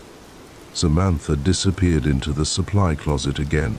This time, I positioned myself nearby, pretending to mop the floor. When she emerged, I could see her bag was bulging, the outline of vials visible through the fabric. I took a deep breath and decided to confront her. "Samantha," I said quietly, trying to keep my voice steady, "I saw what you were doing in the supply closet." She froze, her eyes narrowing as they met mine. "What are you talking about?" she snapped, her tone defensive. "I saw you taking medication," I replied, fighting to keep my voice low. "You're smuggling drugs out of here." Her face turned red with anger. Before I could react, she lunged forward, grabbing me by the collar of my uniform. "You don't know what you're talking about," she hissed, her face inches from mine. "Mind your own business." I could feel the tension in the air, thick and suffocating. Samantha was unpredictable, and I knew I had to tread carefully. "I'm not going to let this go," I said firmly. "I have to report it." Her grip tightened, and for a moment I thought she might actually hit me. But then she let go, shoving me backward. I stumbled, nearly losing my balance. "If you say anything," she growled, "I'll make sure you regret it." With that, she stormed off, leaving me shaken and unsure of what to do next. I knew I couldn't just let this slide, but I was terrified of what Samantha might do if I reported her. For the next hour, I went about my duties in a daze, constantly looking over my shoulder, half expecting Samantha to jump out at me. My mind raced with possible scenarios. What if she cornered me in a deserted part of the hospital? What if she had accomplices? As dawn approached, I made my decision. I couldn't live with myself if I stayed silent. What if a patient got the wrong medication or not enough because of Samantha's theft? I had to do something. With trembling hands, I picked up the phone in the janitorial closet and dialed the hospital administrator's emergency line. To my relief, Dr. Patel, one of the senior physicians, answered. "Dr. Patel," I said, my voice barely above a whisper, "I need to report something. It's about Nurse Samantha. She's been stealing medication from the supply closet." There was a pause on the other end of the line. "That's a serious accusation, Mike," Dr. Patel said gravely. "Are you sure about this?" I recounted what I'd seen, my voice growing steadier as I spoke. Dr. Patel listened intently, asking a few clarifying questions. "All right, Mike," he said finally. "You did the right thing by reporting this. Stay where you are. I'm coming down there now, and we'll handle this together." The next few minutes felt like hours as I waited for Dr. Patel. Every sound made me jump, convinced it was Samantha coming to confront me. When Dr. Patel finally arrived, accompanied by 2 security guards, I nearly wept with relief. We found Samantha in the break room pouring herself a cup of coffee. Her face drained of color when she saw us enter. "Samantha," Dr. Patel said, his voice firm but calm, "we need to talk about some missing medication." What happened next was a blur. Samantha tried to run, but the security guards blocked her path. As they restrained her, her bag fell to the floor, spilling out dozens of vials and syringes. The evidence was undeniable. Samantha broke down, alternating between sobbing and shouting threats at me. As the security guards led her away, Dr. Patel put a hand on my shoulder. "You did a brave thing, Mike," he said. "You may have saved lives today." In the days that followed, the full extent of Samantha's theft came to light. She'd been stealing drugs for months, selling them on the street to feed her own addiction. The hospital implemented stricter security measures, and I was commended for my bravery. But the experience left its mark on me. For weeks I jumped at every shadow, convinced Samantha or one of her contacts might come seeking revenge. I considered quitting, finding a job where the most dangerous thing I might encounter was a slippery floor. But then I remembered Dr. Patel's words. I had made a difference. I had potentially saved lives, and that thought gave me the courage to keep going. Now, months later, I still work the night shift at St. Andrews. The halls are quiet once again, but I approach my job with a new sense of purpose. I'm not just keeping the floors clean, I'm keeping an eye out, staying vigilant, because I learned something important that night. In a hospital, every role is crucial. From the surgeons to the janitors, we're all part of a team dedicated to saving lives and keeping patients safe. And sometimes, that means having the courage to speak up, even when it's scary. As I push my cart down the corridor, the wheels squeaking softly in the night, I feel a sense of pride. I'm not just a janitor, I'm a guardian, a protector of this healing place. And if another Samantha ever shows up, well, I'll be ready. The night shift may be long and at times it may be dangerous, but it's my shift, my responsibility, and I wouldn't have it any other way. The moment I saw the envelope slip under my hotel room door, my heart stopped. In a foreign country, with no money, no ID, and a growing sense that I was being hunted, that innocent-looking piece of paper might as well have been a ticking bomb I'd always dreamed of, traveling the world. When I finally saved up enough for a solo trip to Greece, I thought I was embarking on the adventure of a lifetime. Little did I know it would turn into a nightmare that would test every ounce of my strength and wit. The first few days in Athens were everything I'd hoped for. I explored the Acropolis, savored authentic Greek cuisine, and lost myself in the vibrant streets of Plaka. The city was a sensory overload in the best possible way, and I fell in love with its blend of ancient history and modern energy. On my fourth night, I returned to my small hotel room, exhausted but exhilarated from a day of sightseeing. As I was getting ready for bed, I noticed something was off. My bag, which I distinctly remembered leaving on the chair, was now on the floor. At first I brushed it off as faulty memory, but when I checked inside, my stomach dropped. My wallet, passport, and phone were gone. Panic set in immediately. I was alone in a foreign country with no way to prove who I was or contact anyone for help. I rushed to the hotel reception, my hands shaking as I explained the situation. The receptionist looked concerned and called the local police for me. The officers who arrived took my statement, but I could tell from their expressions that they didn't hold out much hope. Thefts like this were common, they explained, especially in tourist areas. They advised me to go to the American embassy in the morning to get a temporary passport.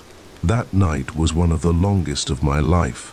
I barely slept, jumping at every sound in the hallway, convinced the thief might return.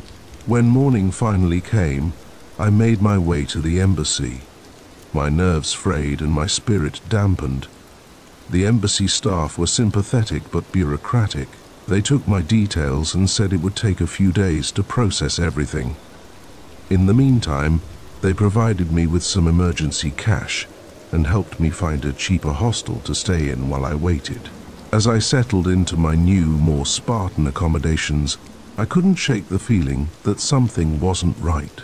It wasn't just the theft. There was something more sinister at play. I kept catching glimpses of people watching me.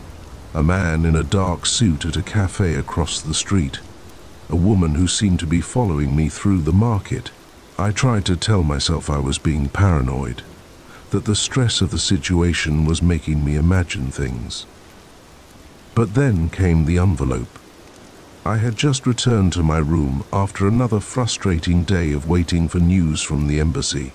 The plain white envelope lay there on the floor, innocuous yet terrifying. With trembling hands, I picked it up and opened it. Inside was a single sheet of paper with a message scrawled in messy handwriting. "Stay away. This is your only warning." My blood ran cold. What did it mean? Stay away from what? Who was warning me? And why? I called the front desk immediately, explaining about the envelope. They assured me they would take it seriously and increase security measures. That night, I barely slept. Every creak of the old hostel made me jump. I kept imagining footsteps outside my door, shadows moving under the crack. When morning finally came, I was a wreck. I decided I couldn't stay in my room feeling like a sitting duck. I needed to be around people, to feel some semblance of safety. I went down to the lobby, planning to camp out there for the day. As I sat in a worn armchair, pretending to read a book while actually scanning every person who entered, I noticed a man watching me. He was middle-aged, with salt and pepper hair, and a face that looked like it had seen too much sun.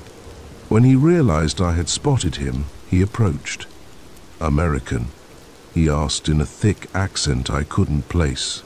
I nodded warily, my body tensing for flight. He leaned in close, his voice barely above a whisper. "You're in danger. They think you have something that belongs to them." Before I could ask who they were or what they thought I had, he was gone, melting into the crowd outside the hostel doors. My mind raced. Was this connected to the theft? Had I somehow stumbled into something bigger than a simple robbery? I felt like I was in the middle of a spy thriller, except this was terrifyingly real. I spent the rest of the day in a state of hypervigilance, constantly looking over my shoulder. Every stranger on the street became a potential threat. I couldn't shake the feeling that I was being watched, hunted. As night fell, I knew I couldn't go back to my room. It didn't feel safe anymore. I walked the streets of Athens, moving from one-hour cafe to another, never staying in one place too long. The city that had seemed so magical just days ago now felt oppressive and dangerous. Around midnight, I saw them, two men in dark clothes, moving with purpose through the thinning crowds. They were scanning faces, and I knew instinctively they were looking for me. I ducked into a narrow alleyway, my heart pounding so loud I was sure they would hear it. I heard their footsteps at the entrance of the alley. "She must have gone this way," one of them said in Greek accented English. I pressed myself against the wall, hardly daring to breathe. They were so close I could smell the cigarette smoke on their clothes. Just when I thought they would discover me, a cat knocked over a trash can further down the alley. The noise startled them, and they moved past my hiding spot to investigate. I didn't wait to see if they would come back. As soon as they were out of sight, I ran. I had no destination in mind, just an overwhelming need to get away. I ran until my lungs burned and my legs felt like jelly. When I finally stopped to catch my breath, I found myself near the ancient agora. The ruins stood silent in the moonlight, a reminder of a civilization that had endured far greater challenges than what I was facing. Somehow, that thought gave me strength. I spent the rest of the night moving from shadow to shadow, always alert, always watching. As dawn broke, I made my way back to the American embassy. I didn't know if I could trust them, but I had nowhere else to turn. To my surprise, there was already someone waiting for me. The salt and pepper-haired man from the hostel. He flashed a badge identifying him as an Interpol agent. "We've been watching you," he said, his tone softer than I expected. "You unknowingly checked into a hotel that's a front for a major counterfeiting operation. They thought you were one of us." The relief I felt at finally understanding what was happening was overwhelming. I wasn't crazy, I wasn't paranoid. The danger had been real. The next few days were a whirlwind, but I gave statements to Interpol and the local police. My stolen belongings were recovered, minus the cash. The Interpol agent, whose name was Dmitri, explained that the theft had been a standard tactic to keep tourists quiet about what they might have seen in the hotel. As I finally boarded my flight home, my emotions were mixed. I was relieved to be safe, but also strangely exhilarated. I had faced my worst fears and survived. I had been alone in a foreign country, hunted and afraid, and I had made it through. The Greece I was leaving wasn't the Greece I had arrived to see. The romantic notions of ancient ruins and Mediterranean beaches had been replaced by a grittier, more complex reality. But I was leaving with something far more valuable than tourist snapshots. I was leaving with a newfound confidence in my own resilience. As the plane took off, I looked out at the twinkling lights of Athens below. I knew that somewhere down there, life was going on as usual. Tourists were exploring the Acropolis, locals were enjoying late-night souvlaki, and yes, probably some criminals were plotting their next move. But I was different now. I had seen the darker side of travel, and I had survived it. Whatever challenges lay ahead in my normal life back home, I knew I could face them. After all, they couldn't be scarier than being hunted through the streets of a foreign city, right? As Greece faded into the distance, I smiled to myself. This might not have been the trip I planned, but it was certainly one I would never forget. And isn't that, after all, what travel is all about? The moment I saw his eyes in the flickering lamplight, I knew I'd made a terrible mistake. The man I'd rescued from the churning sea wasn't a victim of the storm. He was its human embodiment, and I'd just invited chaos into my sanctuary. I've been the keeper of the Morrow Point Lighthouse for nearly 2 decades. It's a solitary life, but one I've grown to love. The rhythmic flash of the beacon, the crash of waves against the rocky shore, the cry of seagulls, these have been my constant companions. I've weathered countless storms from my perch high above the ocean, always feeling safe and secure within these sturdy stone walls. But nothing could have prepared me for that night. The storm had been raging for hours, one of the worst I'd seen in years. The wind howled like a banshee, rain lashed against the windows, and lightning split the sky in jagged bursts. I was up in the lantern room, making sure the light stayed strong and true when I saw him. At first, I thought my eyes were playing tricks on me. Surely no one could be out in that maelstrom. But there he was, a lone figure, clinging to a piece of driftwood, being tossed about by the angry waves like a rag doll. My training kicked in immediately. I radioed the Coast Guard, but they were swamped with other emergencies and couldn't reach us for hours. I knew that by then it would be too late. I've always prided myself on being a decent man, the kind who'd help a stranger in need. So, I did what any good lighthouse keeper would do. I went out to save him. The journey from the lighthouse to the shore was treacherous. The wind nearly knocked me off my feet several times, and the rain made it almost impossible to see. But somehow, I made it to the water's edge. I waded in, the icy waves slapping against my chest, threatening to pull me under. The man had drifted closer to shore, but he was clearly exhausted, barely hanging on. With a surge of adrenaline, I managed to grab him and drag him onto the beach. He was a sorry sight, soaked to the bone, shivering violently, his eyes wild and unfocused. I helped him to his feet and half-carried, half-dragged him back to the lighthouse. Once inside, I sat him by the fire, wrapped him in blankets, and pressed a mug of hot tea into his trembling hands. It was only then, in the warm glow of the hearth, that I got a good look at him. He was younger than I'd first thought, probably in his early 30s. His face was gaunt, with hollow cheeks and deep-set eyes that seemed to burn with an inner fire. There was something unsettling about those eyes, something that made the hairs on the back of my neck stand up. "Thank you," he said, his voice raspy from the salt water. "I thought I was done for out there. What happened?" I asked. "How did you end up in the water?"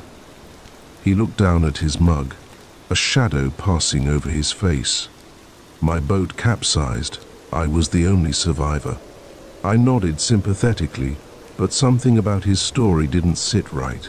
His clothes weren't those of a sailor, and he had no other signs of having been on a boat. No life jacket, no identifying tags, nothing. "I'm John," I said, trying to shake off my unease. "I'm the lighthouse keeper here." He looked up at me, those unsettling eyes boring into mine. "Martin," he replied simply.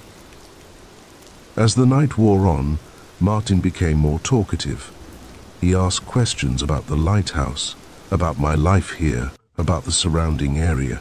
His interest seemed innocent enough, but there was an intensity to his queries that put me on edge. I tried to radio the Coast Guard again, but the storm was interfering with the signal. We were on our own, at least until morning. As I prepared a makeshift bed for Martin in the living quarters, I couldn't shake the feeling that I'd made a mistake in bringing him here. But what choice did I have? I couldn't have left him to drown. I showed Martin to his room and retreated to my own, locking the door behind me, something I'd never felt the need to do before. Sleep eluded me that night, my mind racing with doubts and fears. I must have dozed off eventually because I woke with a start to the sound of movement outside my door. The storm had died down, leaving an eerie silence in its wake. I glanced at my clock. Quietly, I got up and pressed my ear to the door. Footsteps, moving stealthily down the hallway. I held my breath, listening intently. The steps paused outside my door for a moment, then continued on. My heart pounding, I cracked open the door and peered out. In the dim emergency lighting, I saw Martin's figure disappearing around the corner, heading towards the lantern room. I followed, trying to keep my footsteps silent on the metal stairs. As I reached the top, I heard Martin's voice. He was talking to someone, his tone urgent and low. "I'm in," he was saying. "The old fool bought my story hook, line and sinker. We can move forward with the plan." I felt my blood run cold. Who was he talking to? What plan? I must have made a noise because suddenly, Martin fell silent. I barely had time to duck back down the stairs before he emerged from the lantern room. "John?" he called out. "Is that you?" I didn't answer, my mind racing. I needed to get to my radio to call for help, but to do that, I'd have to get past Martin. Taking a deep breath, I stepped out into view. "Just checking on you," I said, trying to keep my voice steady. "Thought I heard something up here." Martin's face was a mask of innocence, but his eyes, those burning eyes, told a different story. "Just admiring the view," he said smoothly. "It's quite something up here." I nodded, not trusting myself to speak further.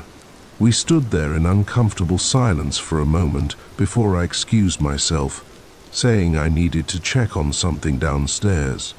As soon as I was out of sight, I raced to the radio room. My hands shook as I tried to establish a connection with the Coast Guard. "Mayday, Mayday," I whispered urgently into the mic. "This is Morrow Point Lighthouse. I need immediate assist." A hand clamped down on my shoulder, spinning me around. Martin stood there, all pretense of friendliness gone from his face. Now, John," he said, his voice cold and hard. "We can't have you doing that." What followed was a desperate struggle.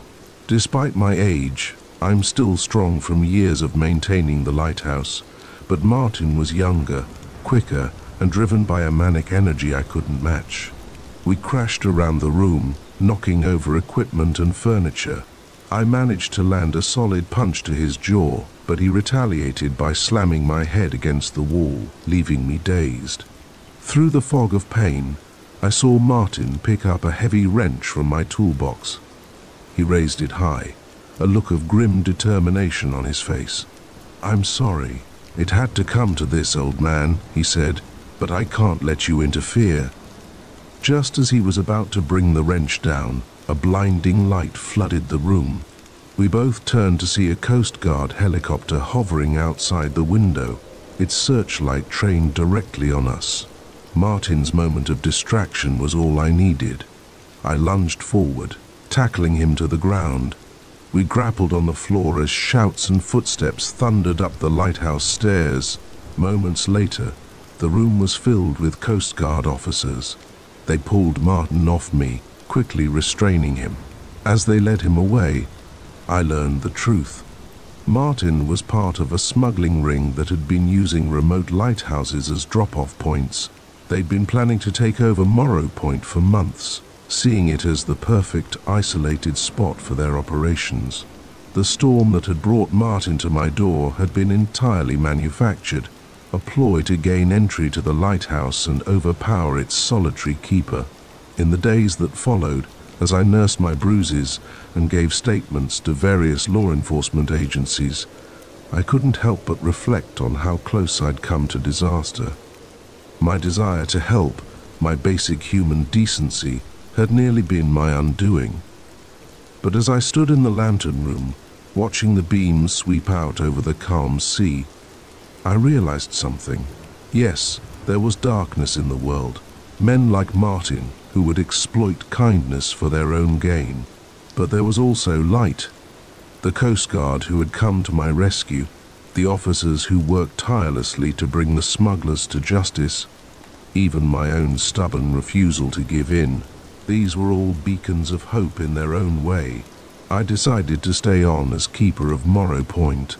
This lighthouse had been my home for too long to abandon it now, but I'd be more cautious in the future, more discerning about who I let into my sanctuary.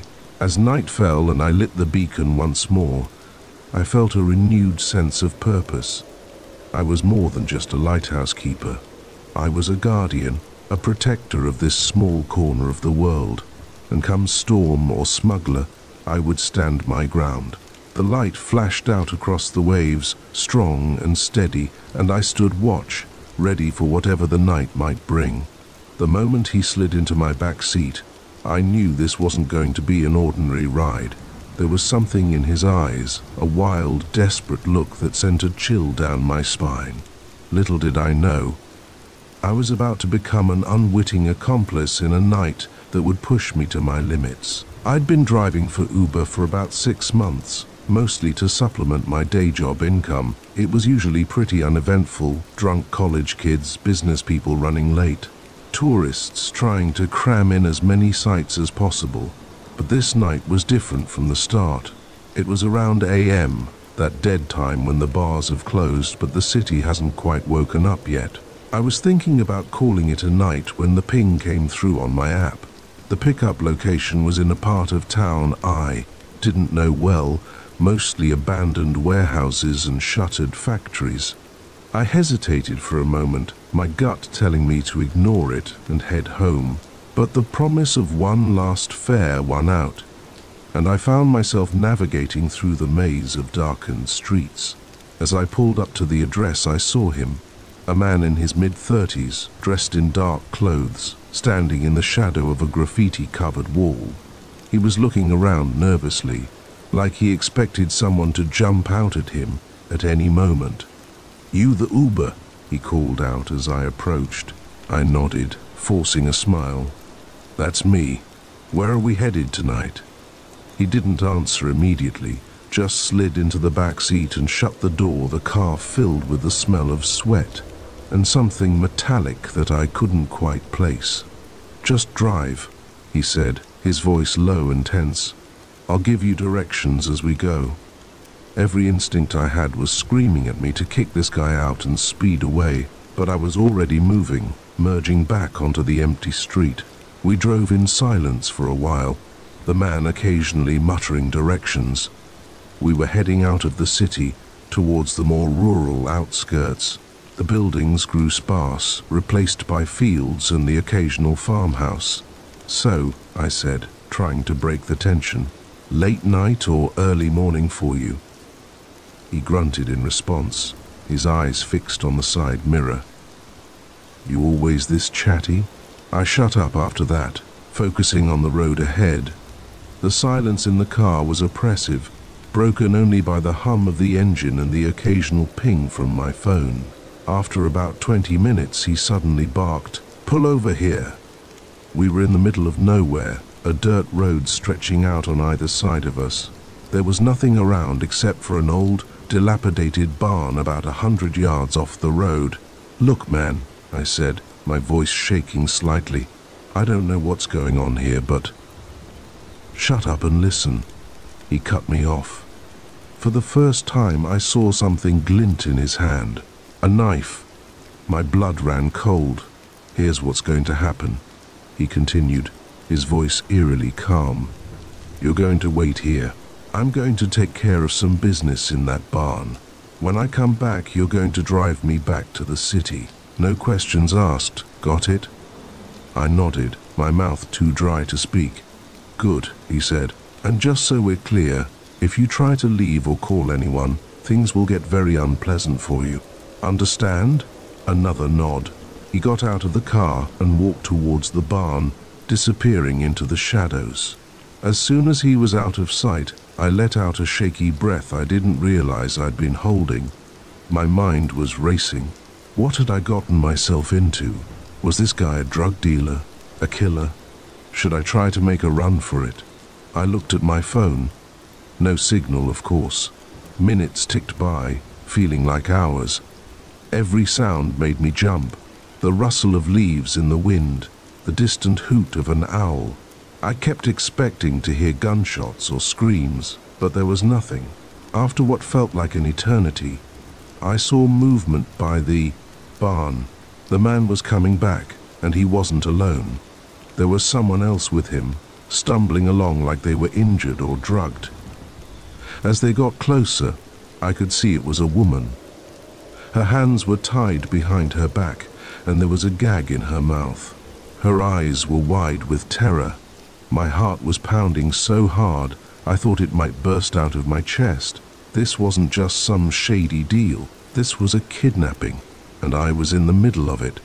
The man shoved the woman into the back seat, then got in beside her.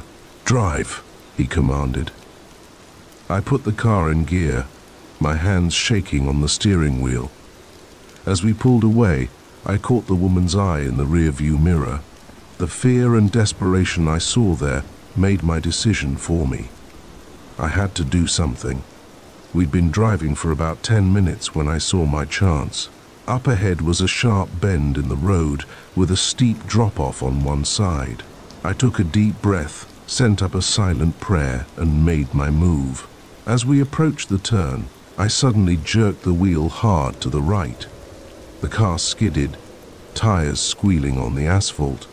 The man yelled, caught off guard. Before he could react, I slammed on the brakes and threw the car into park. In the moment of chaos, I scrambled out of the driver's seat and yanked open the back door. The woman tumbled out, and I grabbed her arm, pulling her with me as I ran. I could hear the man shouting behind us, the sound of his footsteps getting closer. We ran towards a dense patch of trees, the uneven ground making us stumble. Suddenly, a shot rang out. The man had a gun.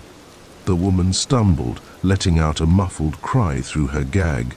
I pulled her behind a large tree, both of us breathing hard. "Come out! Come out!" the man called, his voice echoing in the night. "You're only making this worse for yourselves." I looked at the woman, trying to convey with my eyes that she should stay quiet. Slowly, carefully, I untied her hands and removed the gag. "Thank you," she whispered, her voice hoarse. Another shot rang out, closer this time. We flinched, pressing ourselves against the tree trunk. "I have an idea," I whispered back, "but it's risky." She nodded, willing to try anything. I picked up a large rock and threw it as far as I could in the opposite direction. The sound of it crashing through the underbrush caught the man's attention. We heard him moving away from us towards the noise. "Now," I hissed. We ran, no longer caring about being quiet. Our only hope was to get back to the road to find help. We burst out of the tree line, the road just ahead of us. And there, like a miracle, was a pair of headlights approaching.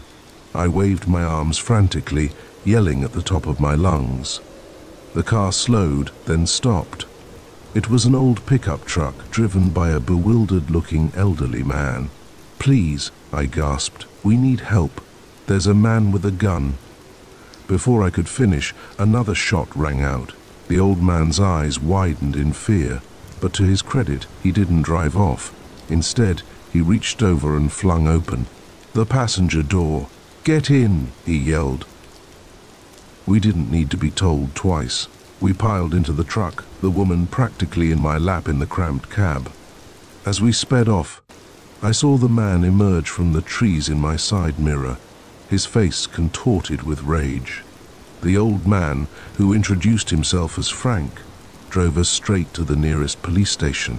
The next few hours were a blur of statements and questions. The woman, whose name was Lisa, had been kidnapped by the man, her ex-husband, who had been stalking her for months. As dawn broke, I sat on a bench outside the police station, exhausted but relieved. Lisa came out and sat beside me. "I don't know how to thank you," she said softly. "You saved my life." I shook my head. "I'm just glad we both made it out okay." She squeezed my hand, and we sat there in silence, watching the sun rise on a new day.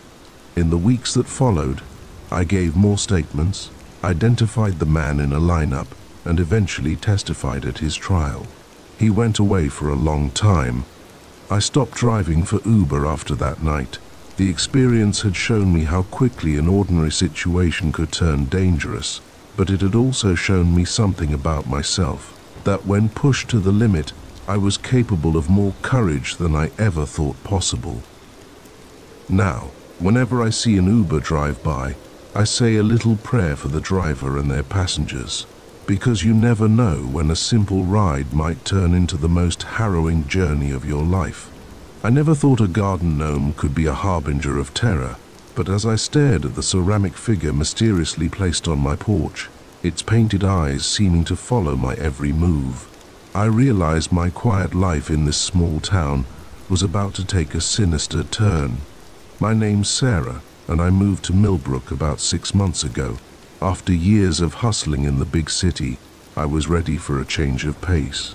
Millbrook seemed perfect, a quaint rural town where everyone knew their neighbors and life moved at a slower rhythm. I bought a charming little house on the outskirts of town, with a spacious yard that I dreamed of turning into a vegetable garden. The first few months were idyllic. I spent my days working remotely from my sunny home office, and my evenings tending to my budding garden or chatting with neighbors over the fence. One neighbor in particular, Tom, seemed especially friendly. He lived in the house next door, a middle-aged man with a perpetual 5 o'clock shadow and an easy smile. He was always offering to help with yard work or home repairs, which I appreciated as a single woman living alone. It was Tom who first pointed out the gnome. I was watering my tomato plants one evening when he called over the fence. "Hey Sarah, when did you get the new garden decoration?" I looked up, confused. "What decoration?" He pointed to my front porch. "The gnome. Cute little fella." I felt a chill run down my spine. I hadn't bought any gnome. Excusing myself, I walked around to the front of the house. There it was, a typical garden gnome, about a foot tall, with a red hat and a cheerful expression. But something about it felt off. I picked it up gingerly, looking for any clue as to where it came from. There was nothing, no tag, no marking, nothing. Just smooth, cold ceramic, probably just a welcome gift from one of the neighbors, I muttered to myself, trying to shake off the uneasy feeling. I placed the gnome back on the porch and went inside, determined to forget about it. But I couldn't. That night, I kept waking up. Sure, I had heard something moving outside. Each time I looked out the window, the gnome was there, its fixed smile visible in the moonlight. The next morning, I woke up exhausted and on edge. As I stumbled to the kitchen to make coffee, I glanced out the front window and froze. The gnome had moved. It was now facing the house, as if looking directly at me. My heart raced. I told myself I must have bumped it last night and not noticed, but deep down, I knew I hadn't touched it. Over the next few days, a pattern emerged. Every morning, the gnome would be in a different position. Sometimes it would be facing a different direction. Sometimes it would be in a completely new spot in the yard. I started taking pictures, trying to convince myself I wasn't going crazy.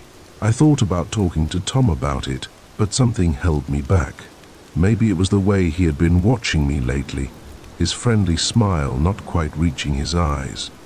Or maybe it was the fact that I had seen him outside at odd hours, always seeming to be looking towards my house. A week after the gnome appeared, I came home from grocery shopping to find my front door unlocked. I was sure I had locked it. I always did. Heart pounding, I entered the house, half expecting to find an intruder. Everything looked normal, but there was a faint smell I didn't recognize. A mix of cigarette smoke and something metallic. I called the police in, but they found no signs of forced entry. They suggested I might have forgotten to lock the door, or that perhaps a draft had blown it open. I nodded and thanked them, but I knew better. That night, I barely slept. Every creak of the house settling made me jump. I kept thinking I heard footsteps outside my bedroom door. When my alarm went off in the morning, I felt like I hadn't slept at all. Bleary-eyed, I went to make coffee and saw something that made my blood run cold. There, on my kitchen table, was the gnome. Its cheerful smile now seemed sinister, mocking. I backed away, my mind reeling. This wasn't possible. I never brought the gnome inside. Someone had been in my house, in my safe space. With shaking hands, I called my best friend Lisa. "I need you to come over," I said, trying to keep my voice steady. "Something's wrong." Lisa arrived within the hour, concern etched on her face. I told her everything: the appearing gnome, the strange movements, the unlocked door, and now this. To her credit, she didn't dismiss me or tell me I was imagining things. "Have you noticed anything else unusual?" she asked, her brow furrowed. I hesitated, then told her about Tom, his over-friendliness, the odd hours, the feeling of being watched. Lisa's eyes widened. "Sarah, this isn't just paranoia. Someone is definitely messing with you. We need to call the police again." This time, the police took my concerns more seriously. They dusted for fingerprints and found several that didn't match mine. They promised to increase patrols in the area and suggested I install security cameras. Lisa stayed with me that night, and we spent hours setting up cameras around the house and yard. We moved the gnome to the backyard, placing it where it would be clearly visible on the cameras. The next morning, we reviewed the footage. For hours, nothing happened.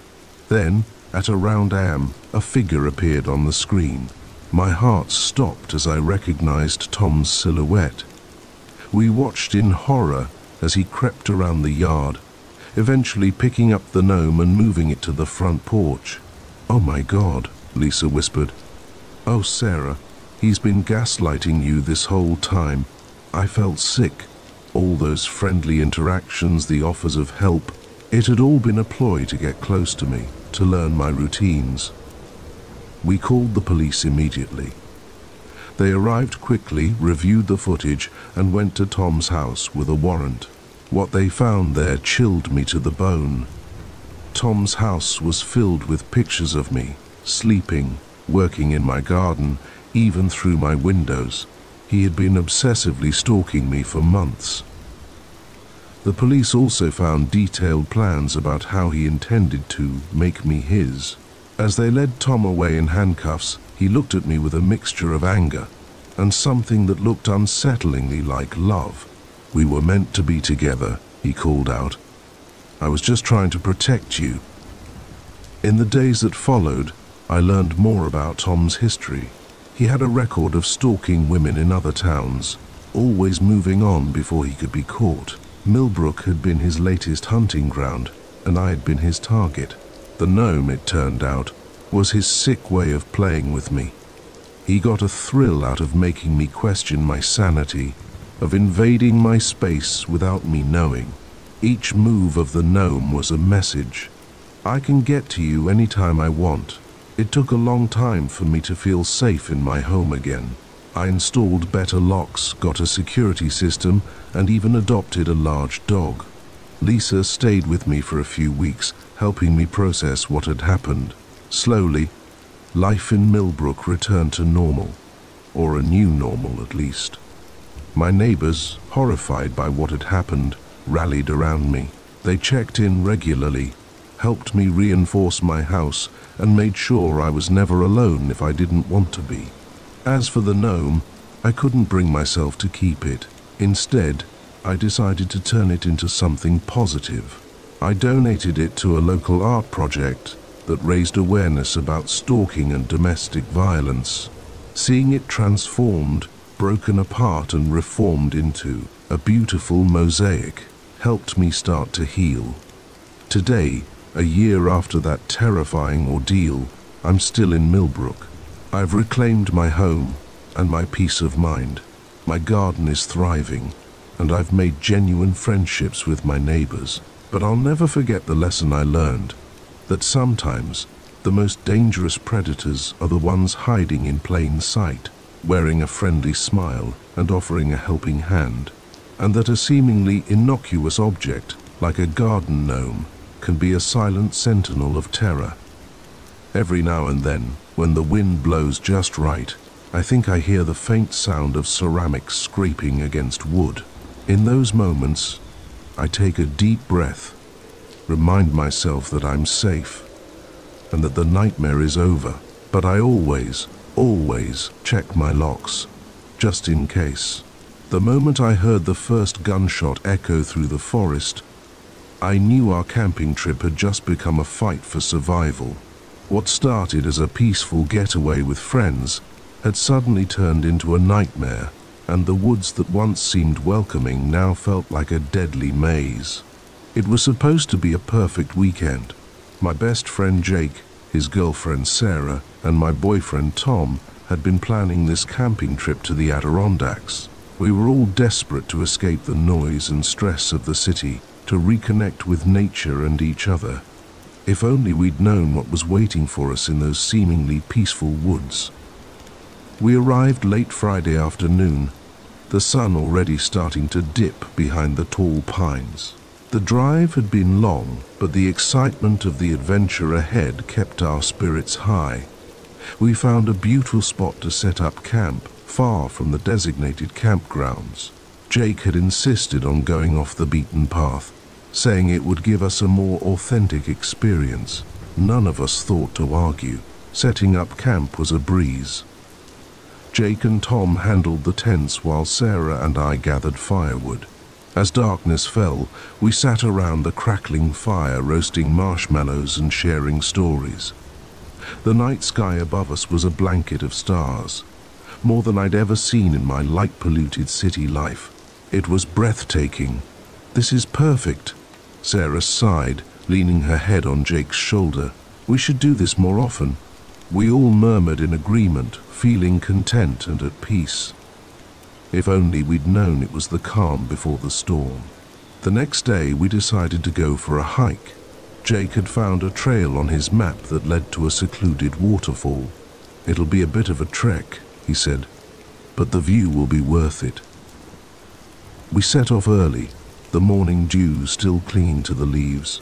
The hike was challenging but exhilarating. The forest was alive with the sounds of birds and small animals, the air fresh and invigorating. We stopped occasionally to take photos or admire particularly beautiful vistas. It was around midday when we reached the waterfall. Jake had been right. It was stunning. Crystal clear water cascaded down moss-covered rocks into a serene pool below. We decided to take a break, eat our packed lunches, and maybe even take a dip in the cool water. That's when we heard it, voices carrying on the wind. At first we thought it might be other hikers, but as the voices got closer, we realized something was off. The tones were angry, aggressive. "We need to hide," Tom whispered urgently, his eyes wide with fear. Without a word, we gathered our things and ducked behind some large boulders near the water's edge. From our hiding spot, we could see a group of men emerge from the trees on the other side of the clearing. They were rough-looking, carrying rifles and speaking in hushed, angry tones. "This is our territory," one of them growled. "We need to send a message to those city folks, show them they're not welcome here." My blood ran cold. Were they talking about us? How did they know we were from the city? We stayed hidden, barely daring to breathe, as the men continued their discussion.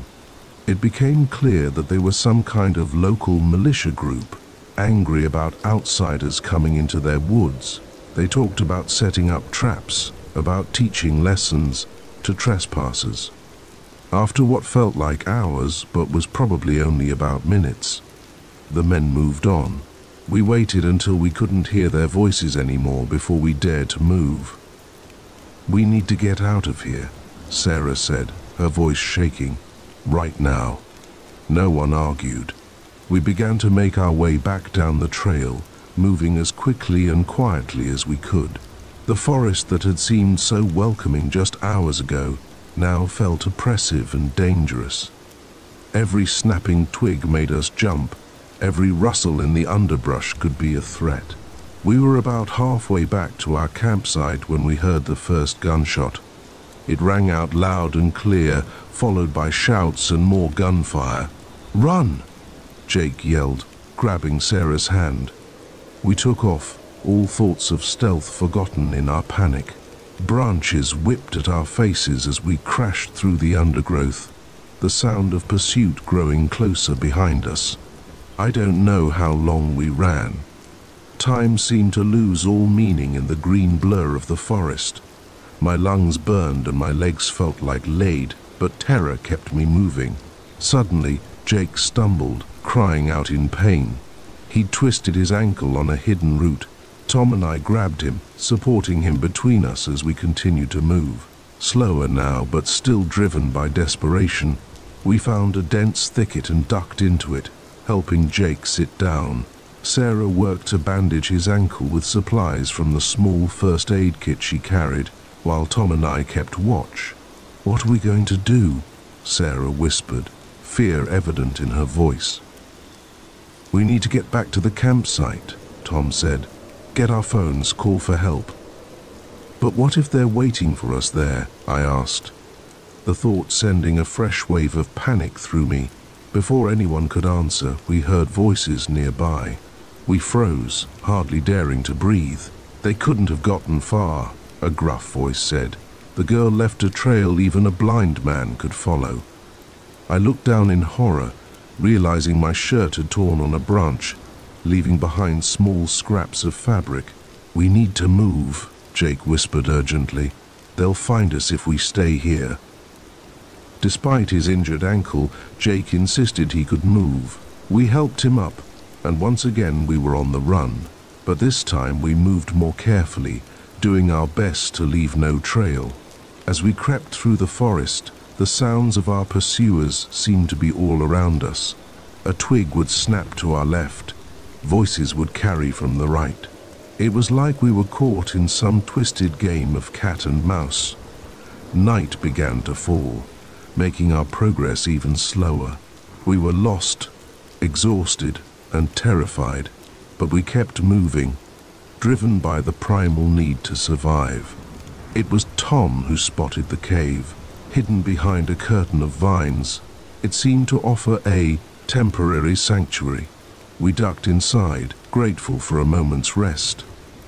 "We can't keep running forever," Sarah said, voicing what we were all thinking. "We need a plan." "I say we wait until full dark," Jake suggested. "Then try to circle back to the campsite.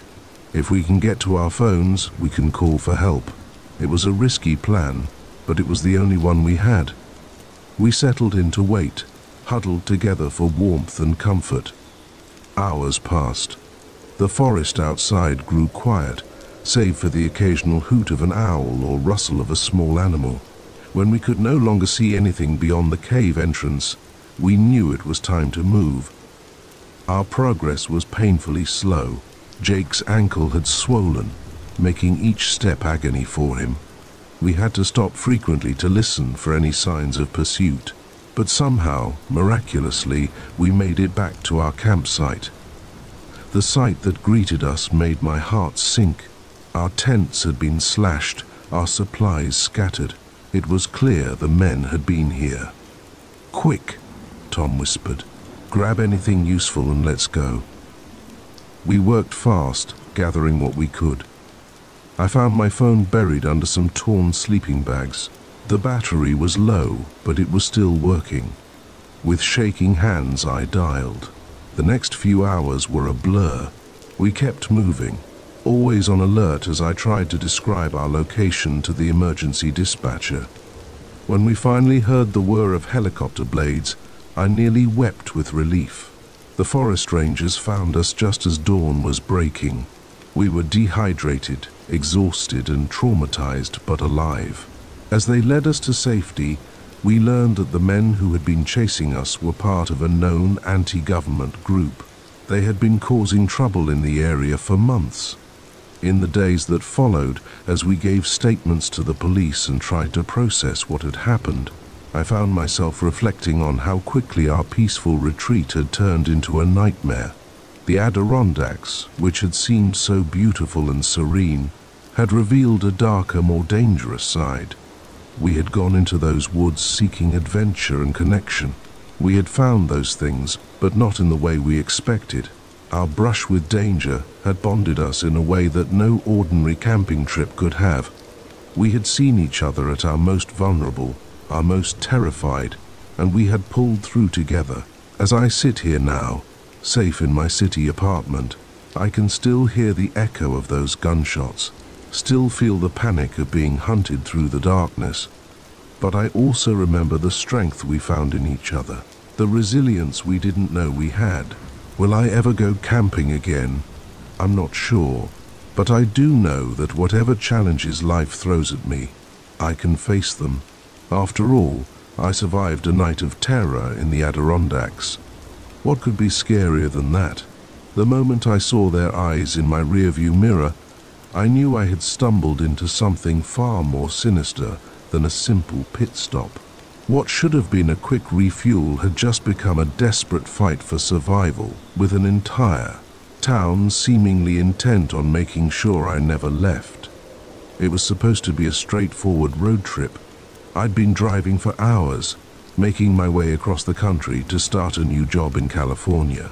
The monotony of the highway had lulled me into a sense of security, the miles rolling by as I sang along to the radio and daydreamed about my fresh start. As the sun began to set, I noticed my gas gauge dipping dangerously low. I hadn't seen a station for miles, and the vast emptiness of the desert was starting to make me nervous. Just when I was beginning to worry, I spotted a sign. Last Chance Gas Miles. It wasn't a name I recognized, but beggars can't be choosers when you're running on fumes in the middle of nowhere. The exit ramp led me to a small, dusty town that looked like it hadn't changed since the S-faded storefronts lined the main street, their windows dark and uninviting. The gas station stood at the far end, its neon sign flickering weakly in the twilight. As I pulled up to the pump, I noticed a group of locals gathered near the station's convenience store.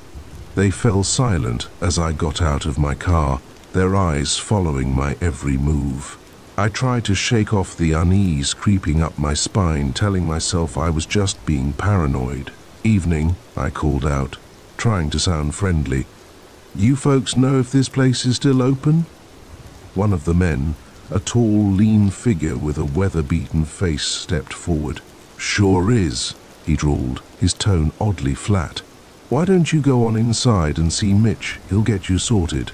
I nodded my thanks and headed into the store, the bell above the door jingling cheerfully, a stark contrast to the oppressive atmosphere outside. The interior was dimly lit and cluttered, shelves stocked with dusty cans and faded packages. Behind the counter stood a man I assumed was Mitch, his roomy eyes regarding me with an unsettling intensity. "Just passing through?" he asked as I approached, his voice gravelly from years of cigarettes. "Yeah, on my way to California," I replied, fishing out my wallet. "Could I get on pump, please?" Mitch's eyes narrowed slightly. "California, huh? Long way from here. You sure you want to keep going tonight? We got a motel just down the road. Might be safer to rest up before hitting the road again." Something in his tone made the hair on the back of my neck stand up. "Thanks, but I'm good to keep driving," I said, trying to keep my voice steady. "I'll just get that gas and be on my way." Mitch shrugged, but I could see a hardness in his eyes that wasn't there before. He rang up the purchase silently, and I couldn't help but notice how his gaze kept flicking to something behind me. I turned, half expecting to see someone there, but there was only the empty store. As I walked back to my car, I could feel the weight of dozens of eyes on me. The group by the store had grown larger, and they made no effort to hide their stares. I kept my head down, focusing on the task of filling up my tank, willing the numbers to tick by faster. Just as I was finishing up, I heard the crunch of gravel behind me. I turned to see the tall man from earlier, flanked by two others. Their expressions were grim, almost predatory. "You know," the tall man said, his voice low and menacing, "we don't get many outsiders round here. Folks tend to get lost, if you catch my meaning."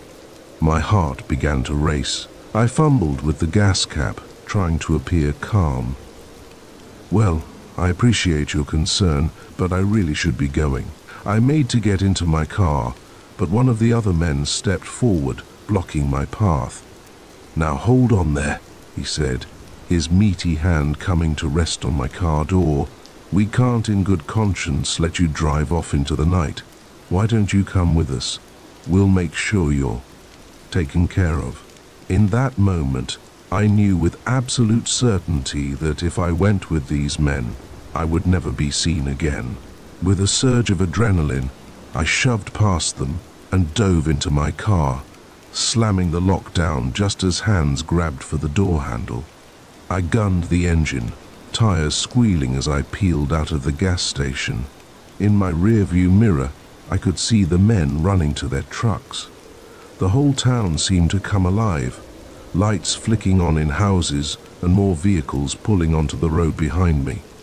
My hands were shaking on the steering wheel as I accelerated, pushing my car to its limits. The desert night flew by in a blur, punctuated by the glare of headlights in my mirrors.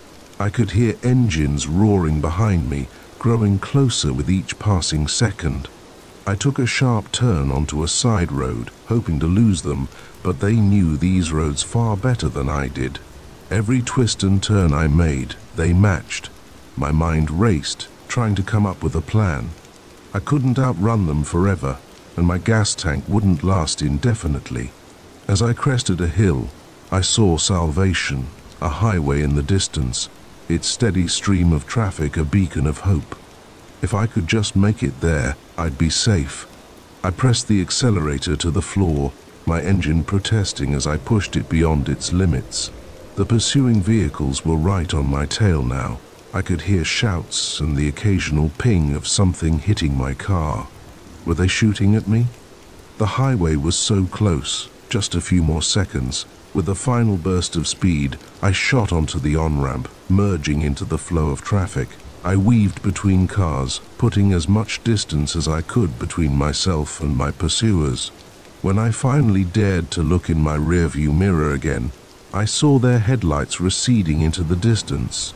They couldn't risk following me onto a busy highway. I didn't slow down until the sun began to rise, casting a pale glow over the desert landscape. My hands were cramped from gripping the steering wheel, and my whole body ached with tension. But I was alive, and I was free. When I finally felt safe enough to stop, I pulled into a busy truck stop, my legs shaking as I got out of the car.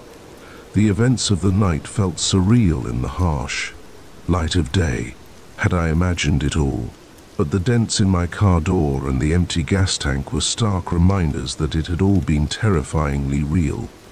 I called the police from a payphone, my voice shaking as I recounted my experience.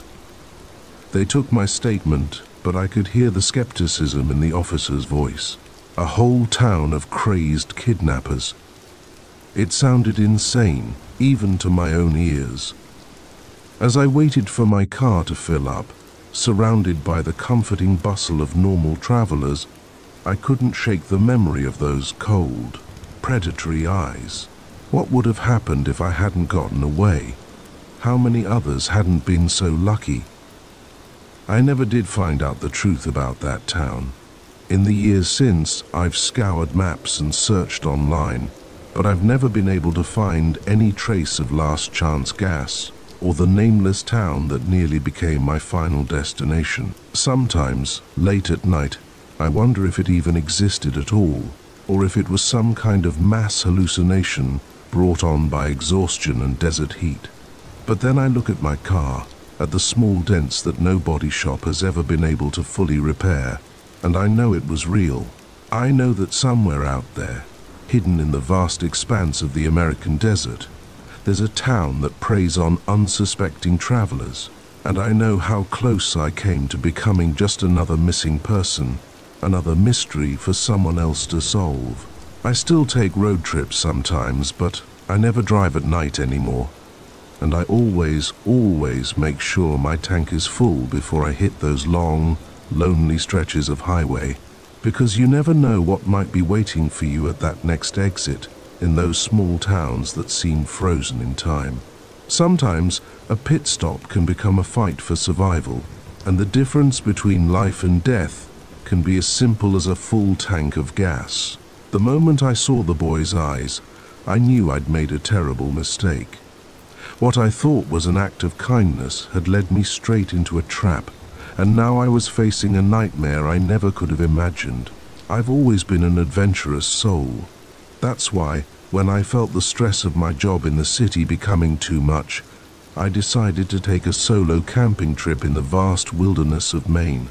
I craved the solitude, the chance to clear my head and reconnect with nature.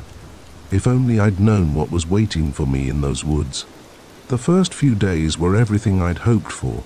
I hiked through dense forests, marveling at the towering pines and the chorus of birdsong that accompanied me. I set up camp near crystal-clear streams, falling asleep to the gentle babble of water over rocks. For the first time in months, I felt at peace. It was on the fourth day that everything changed. I had ventured further into the wilderness than I'd planned, drawn by the promise of a beautiful valley I'd spotted on my map. The hike was challenging, but the views were worth it.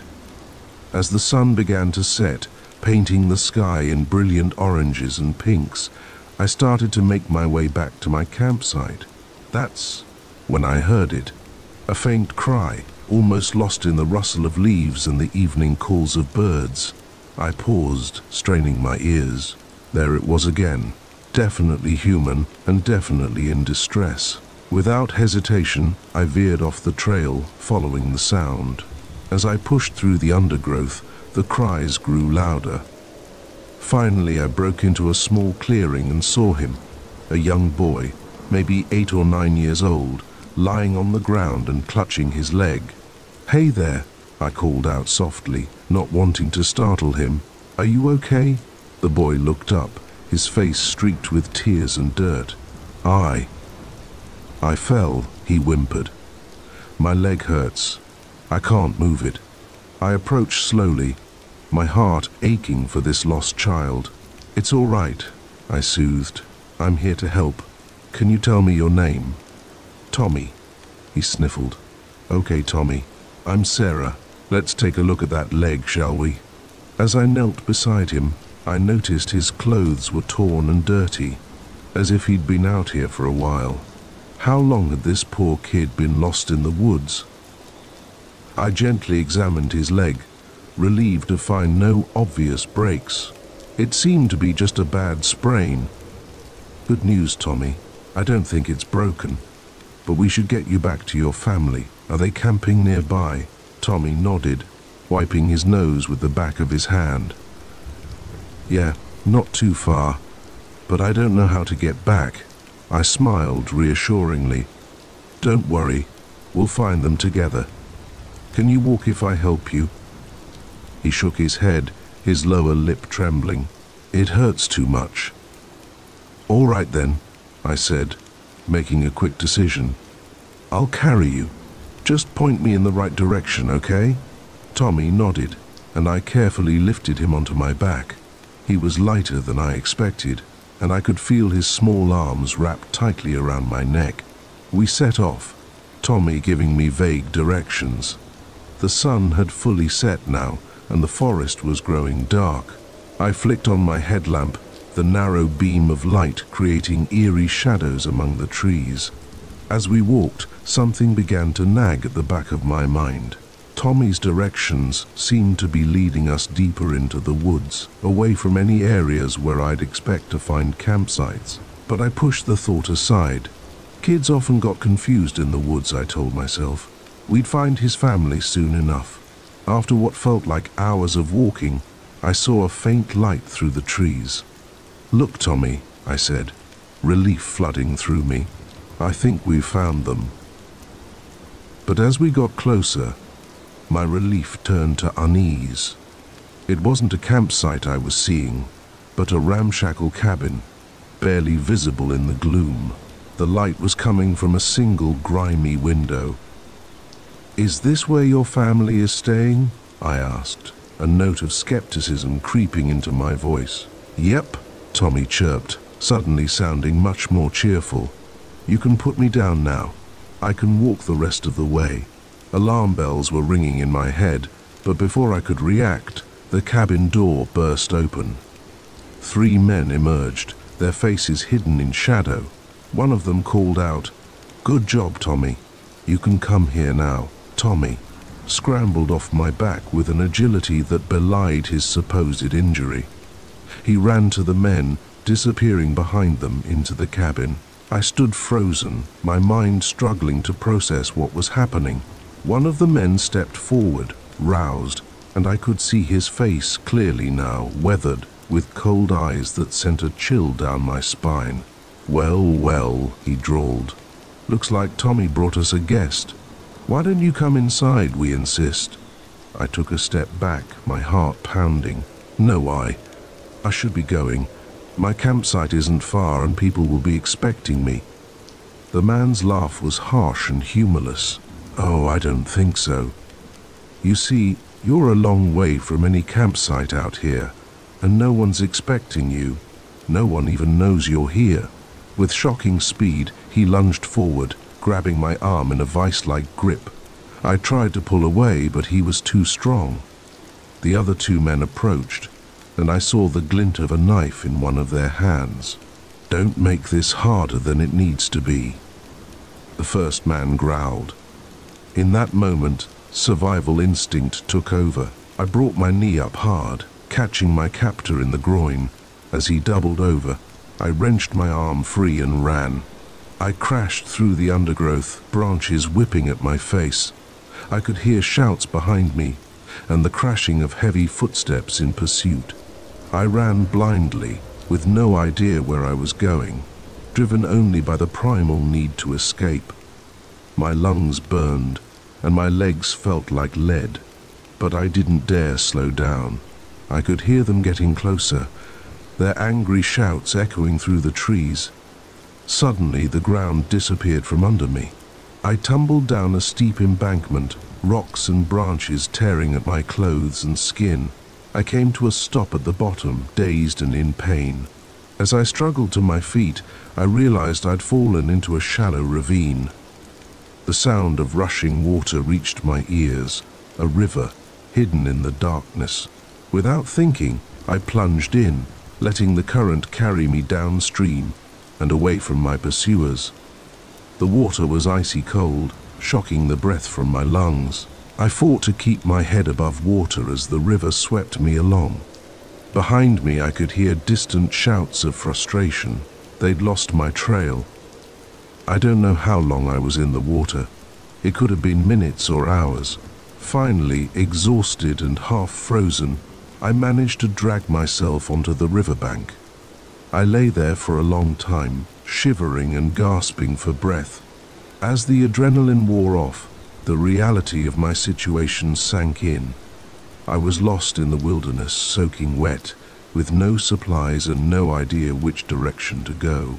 And somewhere out there, those men were still looking for me. I forced myself to my feet, knowing I couldn't stay in one place, when I picked a direction and started walking, using the stars to try and orient myself.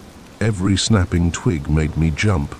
Every shadow seemed to hide a threat. I walked through the night and into the next day, stopping only when exhaustion threatened to overwhelm me. I found berries to eat and drank from streams, always looking over my shoulder, always listening for the sound of pursuit. It was late afternoon when I finally heard something that wasn't the forest, the distant rumble of a car engine. With renewed energy, I pushed towards the sound. Eventually, I broke through the tree line and saw a road stretching out before me. I flagged down the first car that passed, probably looking like a wild woman with my torn clothes and tangled hair. The elderly couple inside were alarmed at first, but after hearing my story, they quickly offered to drive me to the nearest town. At the local police station, I recounted my harrowing experience. The officers were skeptical at first, but as I described the cabin and the men in detail, their expressions grew serious. They told me there had been rumors of a group living off the grid in those woods, possibly involved in criminal activities. My statement was the first solid lead they'd had. In the days that followed, as I recovered in a small motel, I learned that the police had found the cabin, but it was empty, the men and the boy long gone. They'd vanished into the vast wilderness, leaving behind only questions and the haunting memory of what might have been. I still go camping sometimes, but never alone, and never in unfamiliar territory. The experience taught me that while nature can be beautiful, it can also hide terrible dangers. And sometimes, the most dangerous predators are the ones that look just like us. Every time I see a lost child now, I'm torn between the instinct to help and the memory of Tommy's betrayal. It's a harsh lesson, but one I'll never forget, that sometimes an act of kindness can lead you straight into a trap. And in the wilderness, the line between savior and victim can disappear in the blink of an eye. The moment I saw the desk clerk's eyes widen in fear as he handed me the room key, I knew we'd made a terrible mistake. But by then, it was too late. We were already trapped in a nightmare from which there seemed to be no escape. It was supposed to be a romantic getaway for me and my girlfriend, Lily. We'd been dating for a year, and with both of us swamped at work, we desperately needed some time alone together. When I found a great deal on a secluded motel online, it seemed perfect. The reviews were sparse but positive, and the photos showed charming rustic rooms surrounded by picturesque woodland. We booked it without a second thought. The drive took longer than expected. By the time we pulled into the motel's gravel parking lot, night had fallen and a thick fog had rolled in, obscuring everything beyond the dim glow of the vacancy sign. The building loomed before us, a hulking shadow against the starless sky. Well, This is atmospheric, Lily said, trying to sound upbeat, but I could hear the uncertainty in her voice. I squeezed her hand reassuringly. It'll look better in the daylight. Come on, let's check in and get some rest. The reception area was small and poorly lit, with faded wallpaper peeling at the corners. A musty smell hung in the air, like old books and damp wood. Behind the desk stood a thin, nervous-looking man with darting eyes and a perpetual frown. "Welcome to the Pinewood Motel," he said, his voice barely above a whisper. "Do you have a reservation?" I gave him our names, and he began typing slowly on an ancient computer. As he worked, I noticed his hands were shaking slightly. "Is everything okay?" I asked, concern creeping into my voice. He looked up sharply, fear flashing across his face for a split second before he composed himself. "Of course, sir. Just a long night. Here's your key. Room." As he handed over the key, our fingers brushed, and I felt him press something into my palm, a small scrap of paper. Before I could react, he turned away, busying himself with some paperwork. Confused, I pocketed the paper and led Lily to our room. The corridor was dimly lit and eerily quiet. Our footsteps echoed off the walls, and I couldn't shake the feeling that we were being watched. Room was at the end of the hall. The door creaked as I pushed it open, revealing a space that looked nothing like the photos online. The furniture was old and battered, the carpet stained, and a single bare bulb hung from the ceiling, casting harsh shadows across the room. "Maybe we should find somewhere else," Lily said, wrinkling her nose at the musty smell. I was about to agree when I remembered the scrap of paper. I pulled it out and unfolded it, my blood running cold as I read the hastily scrawled message. "Don't sleep. Don't shower. Get out." "What's that?" Lily asked, noticing my expression. I showed her the note, watching as her face paled. "We need to leave. Now," I said, grabbing our bags. But as I turned the handle, my heart sank. The door wouldn't budge. I yanked harder, then threw my shoulder against it, but it was like trying to move a brick wall. "What's going on?" Lily's voice was tight with fear. "I don't know, but we're getting out of here," I said, trying to sound more confident than I felt. I moved to the window, but it was sealed shut, the glass too thick to break easily. That's when we heard it, footsteps in the hallway, slow and deliberate, coming closer. Lily and I froze, staring at each other in horror as the footsteps stopped right outside our door. For a long moment, there was silence. Then, a key turned in the lock. My mind raced, searching for a way out, a weapon, anything. But there was nowhere to go, nothing to use. We were trapped. The door swung open, revealing a tall, broad-shouldered man with a face like chiseled stone.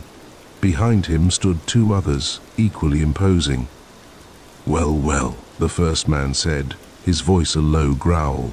"Looks like we've got some new guests." I stepped in front of Lily, my heart pounding. "What do you want from us?" The man's lips curled into a cruel smile. "Want? Oh, we don't want anything. You're the ones who came to us, remember? Checked in of your own free will." A chill ran down my spine as the implications of his words sank in. This wasn't a random attack. This was planned. We'd walked right into their trap. "Please," Lily said, her voice shaking. "Just let us go. We won't tell anyone, I swear."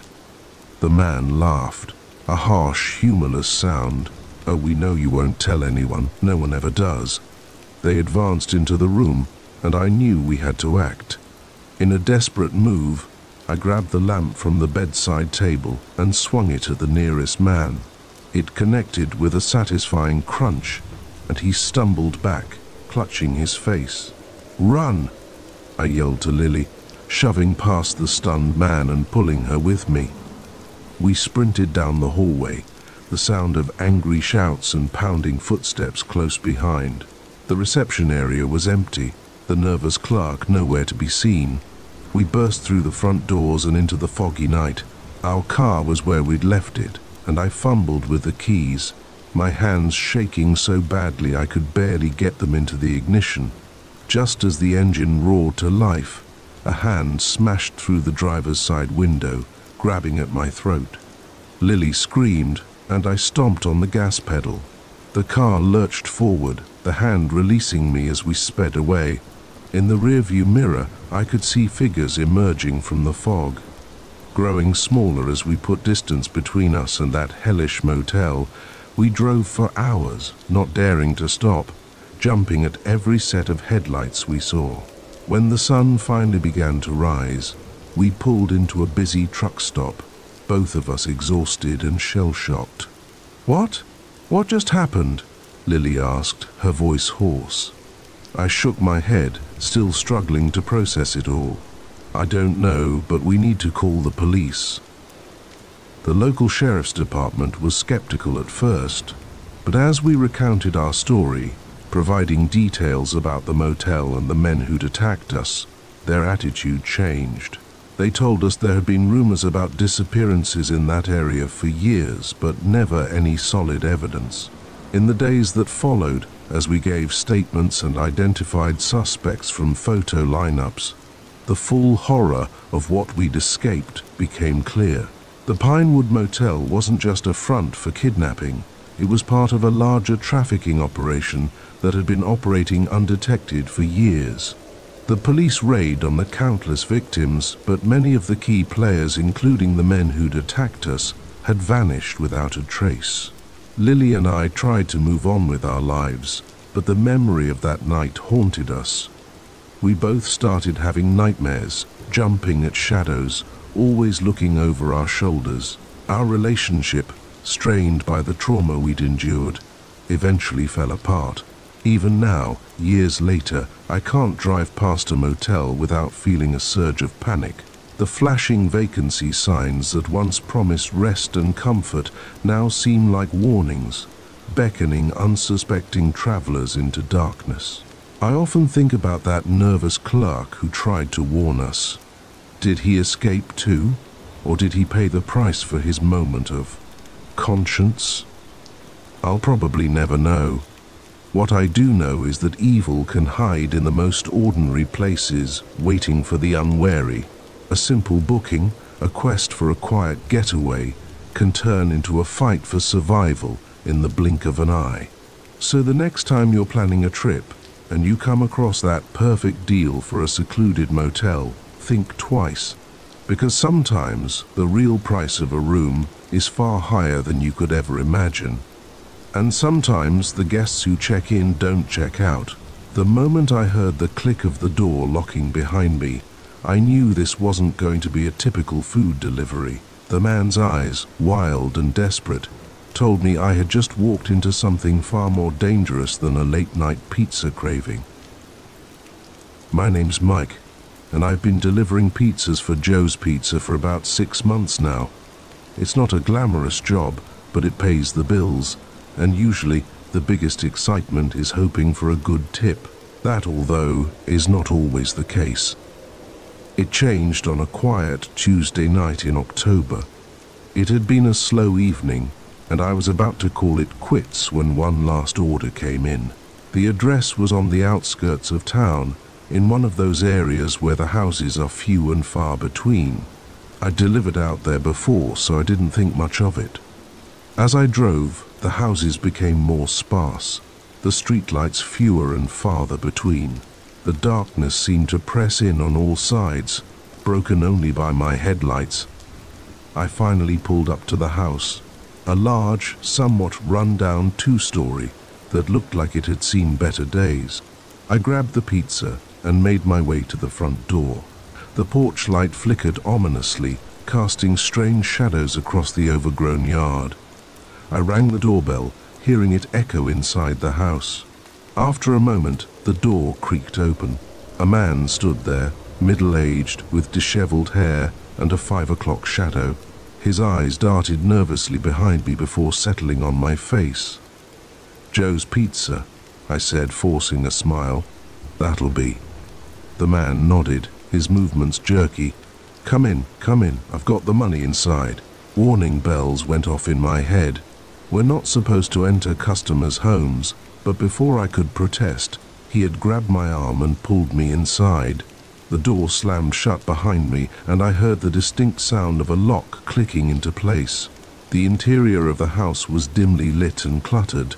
The air was thick with the smell of stale cigarettes, and something else I couldn't quite place. My heart was pounding so hard, I was sure the man could hear it. "Look," I said, trying to keep my voice steady. "I really should just wait out." "Shut up," the man hissed, his eyes wild. "They'll hear you." "Who will hear me?" I asked, confusion mixing with my growing fear. The man didn't answer. Instead, he moved to the window, peering out through a gap in the curtains. "They're out there," he muttered. "Watching, always watching." I was starting to think I'd walked in on some paranoid delusion when I heard it, a muffled cry, coming from upstairs. The man's head snapped towards the sound, panic flashing across his face. "What was that?" I demanded, my fear giving way to a surge of adrenaline. "Nothing," he said quickly, "just the TV. Now, about that pizza." But I wasn't listening anymore. The cry came again, louder this time. It sounded like a woman, and she was in distress. "There's someone up there," I said, taking a step towards the stairs. "They need help." The man moved with surprising speed, blocking my path. "No one's up there," he growled, all pretense of normality gone. "You're not going anywhere." That's when I saw the gun tucked into his waistband. My blood ran cold as I realized the gravity of the situation I'd stumbled into. "Please," I said, raising my hands slowly. "I don't want any trouble. Just let me go and we can forget this ever happened." He laughed, a harsh, humorless sound. "It's too late for that. You're part of this now." Another cry from upstairs, followed by the sound of something heavy falling. The man's eyes widened in panic. "No, no, no," he muttered, turning towards the stairs. In that moment of distraction, I acted on instinct. I threw the pizza box at his face, the hot cheese and sauce momentarily blinding him. As he stumbled back, I bolted for the door. My fingers fumbled with the lock, precious seconds ticking by as I struggled to open it. Behind me, I could hear the man recovering, his footsteps heavy on the wooden floor. Just as my hand closed around the doorknob, I felt a searing pain in my side. The man had tackled me, sending us both crashing to the ground. We grappled on the floor, my pizza grease slicked hands slipping as I tried to fend him off. "You don't understand," he panted, his face inches from mine. "I can't let you leave. They'll kill her if anyone finds out." Another scream from upstairs, this one clearer. "Help! Someone please help me!"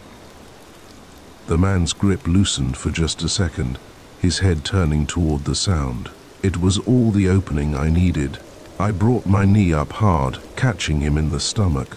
As he doubled over, I scrambled to my feet and ran for the stairs. I took them two at a time, my heart pounding in my ears. I could hear the man behind me, his curses mixing with the woman's cries for help. The upstairs hallway was dark, but I could see a sliver of light coming from under one of the doors. I ran towards it, throwing my shoulder against the wood. The door burst open, revealing a scene that would haunt me for years to come. A woman was tied to a chair, her face bruised and tear-stained. Her eyes widened in surprise and hope as she saw me. "Please," she gasped, "help me." I didn't hesitate.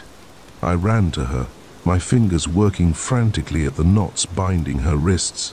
Behind me, I could hear the man's heavy breathing as he reached the top of the stairs. "Get away from her!" he roared, his footsteps thundering down the hall. The last knot came loose just as he reached the doorway. The woman stood on shaky legs, clinging to me for support. "We have to jump," I said, gesturing to the window. It was our only chance. She nodded, understanding in her eyes. We moved as one, rushing towards the window as the man lunged for us. Glass shattered around us as we crashed through. For a moment, we were falling, the cool night air whipping past us. Then we hit the ground hard, rolling across the overgrown lawn. Pain shot through my body, but adrenaline kept me moving. I staggered to my feet, pulling the woman up with me. We ran, not daring to look back, the sound of the man's enraged shouts fading behind us. We didn't stop running until we reached a gas station about a mile down the road. The attendant took one look at our battered, bleeding forms and immediately called the police. What followed was a whirlwind of police statements, hospital visits, and media attention. The woman, whose name was Lisa, had been kidnapped by the man, her ex-husband, over a week ago. He had been holding her captive, convinced that shadowy figures were out to get them both. As for me, I was hailed as a hero, though I didn't feel like one. I had just been doing a job, delivering a pizza. It was chance, or fate, or maybe just dumb luck that had put me in the right place at the right time to save Lisa's life. In the weeks that followed, as the story faded from the news and life began to return to normal, I found myself unable to shake the memory of that night. Every time I got into my car for a delivery, I felt a twinge of fear. Every darkened house, every strange sound made my heart race.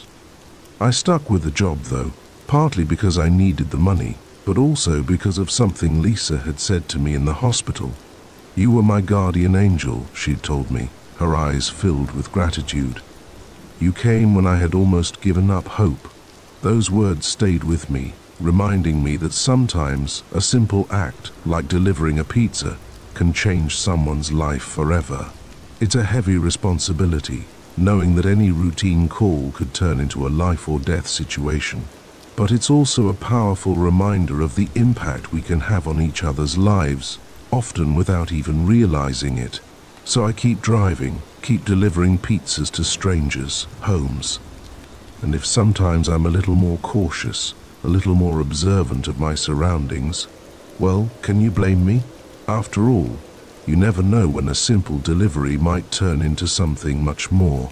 The moment I saw the glint of metal under the driver's seat, I knew this wasn't just any used car.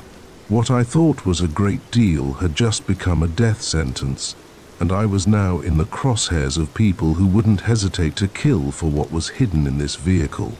It all started innocently enough. I'd been saving up for months to buy my first car, scouring online listings and local dealerships for something reliable but affordable. When I came across the ad for a classic Mustang at a price that seemed too good to be true, I should have known better. But the photos looked great, and the seller, a guy named Mike, seemed friendly enough over the phone. We agreed to meet at a garage on the outskirts of town. It was a bit out of the way, but Mike assured me it was where he kept the car stored. As I pulled up, I couldn't help but feel a twinge of excitement. The Mustang sat gleaming in the sunlight, its cherry red paint job looking far better than I'd expected for the price. Mike was there waiting, a tall guy with an easy smile and a firm handshake. "She's a beauty, isn't she?" he said, patting the car's hood affectionately. I circled the vehicle, trying to appear knowledgeable, even though I knew next to nothing about cars. "Looks great," I said, peering at the engine. "Why are you selling it so cheap?" Mike's smile faltered for just a second. "Ah, you know how it is. Times are tough, need the cash quick, plus it's just been sitting here gathering dust. Rather see her go to someone who'll appreciate her." It all sounded reasonable enough, and after a short test drive where the car performed beautifully, I was sold. We did the paperwork right there, cash exchanged hands, and suddenly I was the proud owner of a classic Mustang. As I drove home, I couldn't stop grinning. The purr of the engine, the admiring looks from other drivers. I felt on top of the world. It wasn't until I got home and started really exploring the car that things took a turn. I was adjusting the driver's seat when I noticed something odd. There was a small tear in the upholstery, and something was glinting inside. Curious, I reached in and felt around. My fingers closed around something cold and metallic. When I pulled it out, my heart nearly stopped. It was a gun, a sleek, deadly-looking pistol that had been carefully hidden in the seat cushion. My mind raced. What was a gun doing hidden in the car? Had Mike forgotten about it? Or was there something more sinister going on? Before I could process this, I heard the screech of tires outside. I looked out the window to see a black SUV pull up. 2 men in dark suits stepping out. They didn't look like police, and the way they were scanning the street sent a chill down my spine. Instinctively, I ducked down, my heart pounding. Through the gap in the curtains, I watched as they approached my house, their hands hovering near their jackets in a way that suggested they were armed. A sharp knock on the door made me jump. "Open up," a gruff voice called. "We know you're in there." I stayed silent, my mind whirling. Who were these men? What did they want? And what had I gotten myself into by buying this car? The knocking came again, more insistent this time. "Last chance, open up or we're coming in." In that moment, I made a decision. I couldn't stay here. Whatever was going on, it was clear these men meant business, and I doubted they were here to welcome me to the neighborhood. As quietly as I could, I made my way to the back door. I could hear the men at the front, the sound of splintering wood telling me they were forcing their way in. With shaking hands, I unlocked the back door and slipped out into the evening air. I ran to the Mustang, fumbling with the keys. Just as I got the door open, I heard shouts from the house. They discovered I was gone. The engine roared to life, and I peeled out of the driveway, tires squealing. In the rearview mirror, I saw the men running back to their SUV. The chase was on. I sped through the neighborhood, my knuckles white on the steering wheel. The SUV was right behind me, gaining ground with every turn. I had no plan, no idea where I was going. All I knew was that I had to get away. As I hit the highway, a thought struck me. The gun, whatever these men wanted, it had to be connected to the gun I'd found. Maybe there was something else hidden in the car. Keeping one eye on the road and one on the pursuing SUV, I reached down and felt around the tear in the seat. My fingers brushed against something else. A small, hard object wrapped in cloth. I pulled it out, nearly swerving off the road as I saw what it was. A USB drive. Innocuous looking, but clearly valuable enough for these men to chase me across town. A bullet pinged off the rear of the car, making me duck instinctively. They were shooting at me now, apparently done with the pretense of a peaceful resolution. I knew I couldn't outrun them forever. The Mustang was fast, but the SUV had the advantage of weight and power. I needed a plan, and fast. Up ahead, I saw the exit for the old industrial district, a maze of abandoned warehouses and factories. It was my best shot at losing them. I took the exit hard, the Mustang fishtailing as I struggled to keep control. The SUV was right behind me, the men inside surely grinning at having cornered their prey. But I had one advantage they didn't: desperation. I weaved through the narrow streets, taking turns at random, praying I wouldn't hit a dead end. The sounds of pursuit grew fainter, and for a moment I dared to hope I'd lost them. Then, as I rounded a corner, my heart sank. A chain-link fence blocked the road, too high to drive through. I was trapped. The SUV appeared behind me, cutting off any chance of retreat. The men got out, guns drawn, triumphant looks on their faces. "End of the line, kid," one of them called out. "Hand over the drive and we'll make this quick." I looked at the USB in my hand, then at the guns pointed at me. In that moment, I made a choice. I revved the engine, the Mustang's powerful motor drowning out the men's shouts. With a silent prayer, I floored it. The car shot forward, straight at the fence. The men fired, bullets pinging off the metal around me.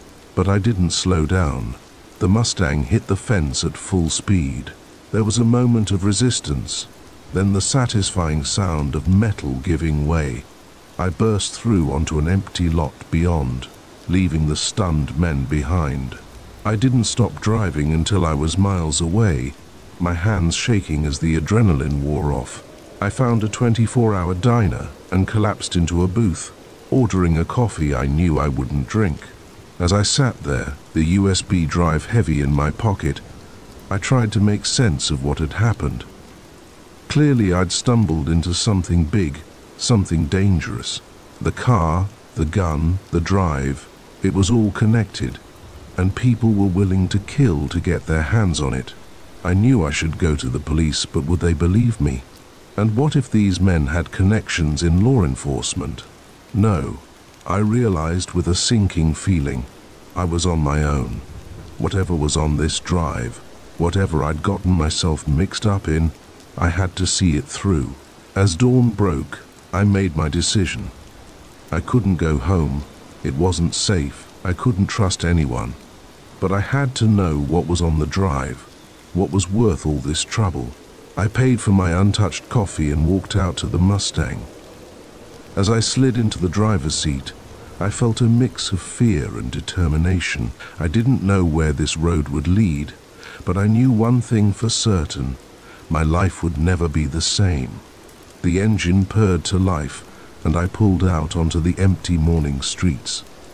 Whatever came next, I was ready, or at least I hoped I was, because something told me this was just the beginning of a very dangerous journey.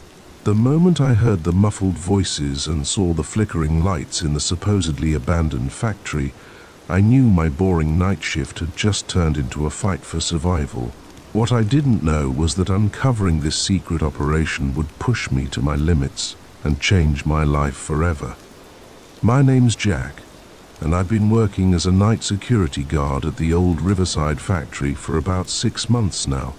It's not the most exciting job in the world, but it pays the bills and gives me plenty of time to work on my novel. Most nights, my biggest challenge is staying awake during my rounds. That all changed on a chilly Tuesday night in October. I'd just started my shift, settling into the small security office with a thermos of coffee and my laptop. The factory had been shut down for years, a relic of the town's industrial past. Now it was just a hulking shadow on the outskirts of town, waiting for someone to either renovate or tear it down. Around AM, I started my first round. The factory was huge, a maze of old machinery and empty storage rooms. My footsteps echoed in the cavernous space as I made my way through the building, flashlight in hand. I was about halfway through my round when I heard it, a faint sound, like voices coming from the far end of the factory. At first, I thought I was imagining things. Maybe it was just the wind whistling through the broken windows, or some stray animals that had found their way inside. But as I got closer, the sound became clearer, definitely voices and definitely human. My heart started to race. In 6 months, I'd never encountered anyone else in the factory at night. Something was very wrong. I switched off my flashlight, not wanting to alert whoever was there to my presence. As my eyes adjusted to the darkness, I noticed a faint glow coming from under one of the old storage room doors. Cautiously, I crept closer, straining my ears to make out what was being said. The voices were low and urgent, talking about shipments and deadlines. This wasn't just some teenagers looking for a place to party. This sounded serious. I reached for my radio, ready to call for backup, when suddenly the voices got louder. They were coming towards the door. Panic surged through me as I realized I had nowhere to hide. The hallway was long and empty, offering no cover. Just as the door started to open, I made a split-second decision. I ducked into a small alcove, pressing myself against the wall and holding my breath. Two men walked out, both wearing dark clothes and carrying duffel bags. "We need to move faster," one of them was saying. "The boss wants this shipment out by morning." "Relax," the other replied. "No one ever comes here.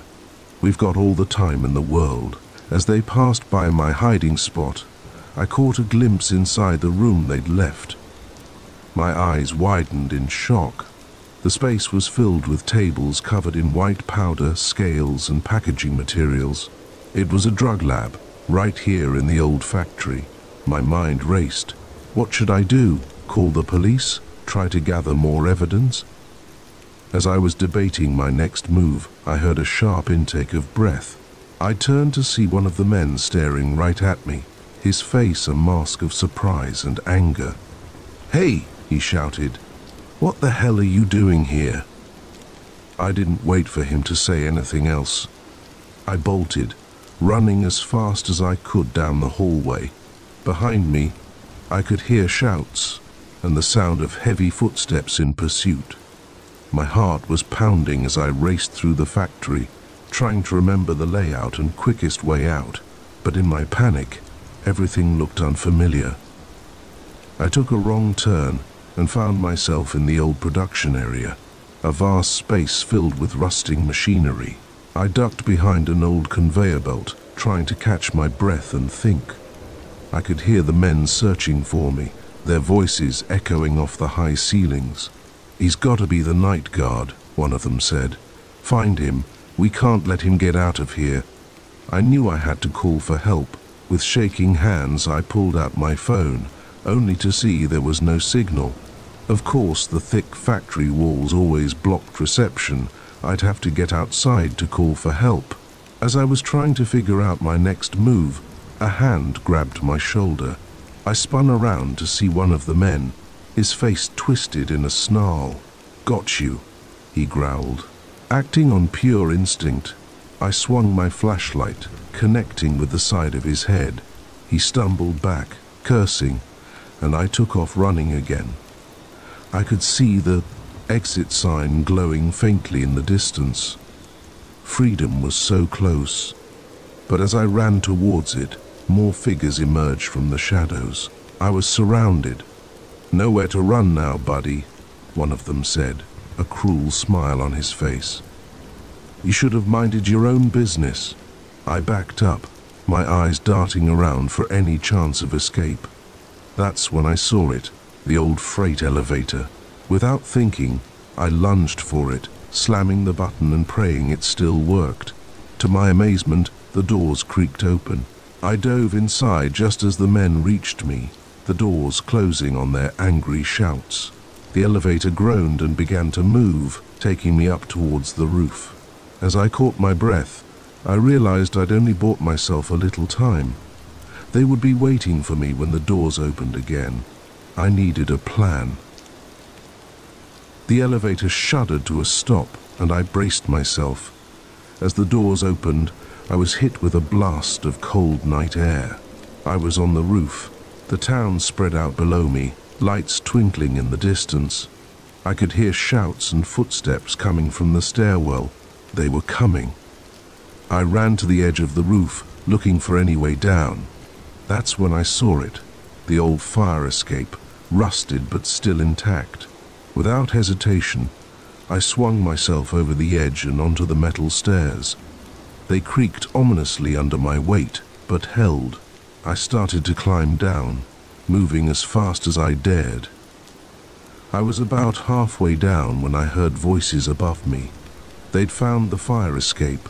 I looked down. It was still a long drop to the ground. But I had no choice.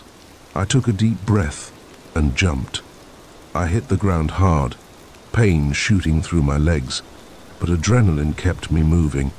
I staggered to my feet and ran, heading for the fence that surrounded the factory grounds. Behind me, I could hear shouts and the sound of pursuit. My lungs burned and my legs felt like lead, but I didn't dare slow down.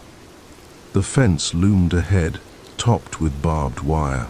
It might as well have been 100 feet tall, but then I saw it.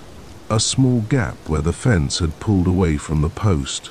It was a tight squeeze, but it was my only chance. I threw myself at it, feeling the metal scratch and tear at my clothes as I wriggled through. I was out. I ran across the empty lot, not stopping until I reached the main road. There, under the glow of a streetlight, I finally pulled out my phone. This time there was a signal. With shaking fingers I dialed. "Please," I gasped as soon as the operator answered. "I need help. There's a drug operation at the old Riverside factory. They're after me." The next few hours were a blur.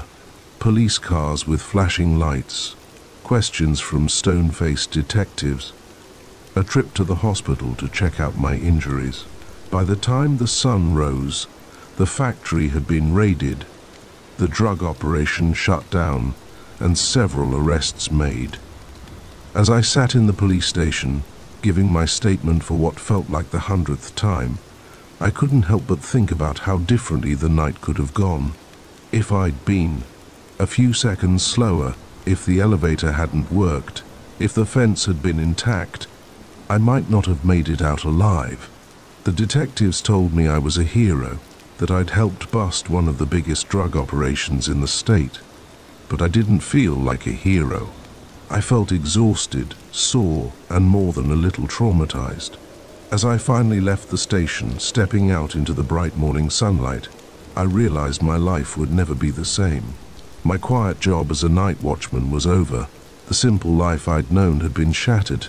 But as I walked home, my body aching but my spirit unbroken, I felt something else too, a sense of pride, of accomplishment.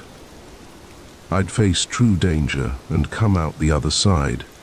I'd made a difference. Whatever came next, I knew I was ready for it. After all, how many aspiring novelists get to live through their own thriller? The moment I saw his eyes glinting in the flickering porch light, I knew I'd made a terrible mistake. What I thought was a refuge from the storm had just become a trap, and I was the prey. It had been a long day on the road.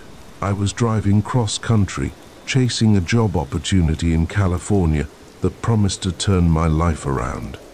The weather had been perfect for the first 2 days of my journey, but as I crossed into Nevada, things took a turn for the worse. Dark clouds rolled in, bringing with them a downpour unlike anything I'd ever seen. The rain was coming down in sheets, making it nearly impossible to see more than a few feet in front of my car.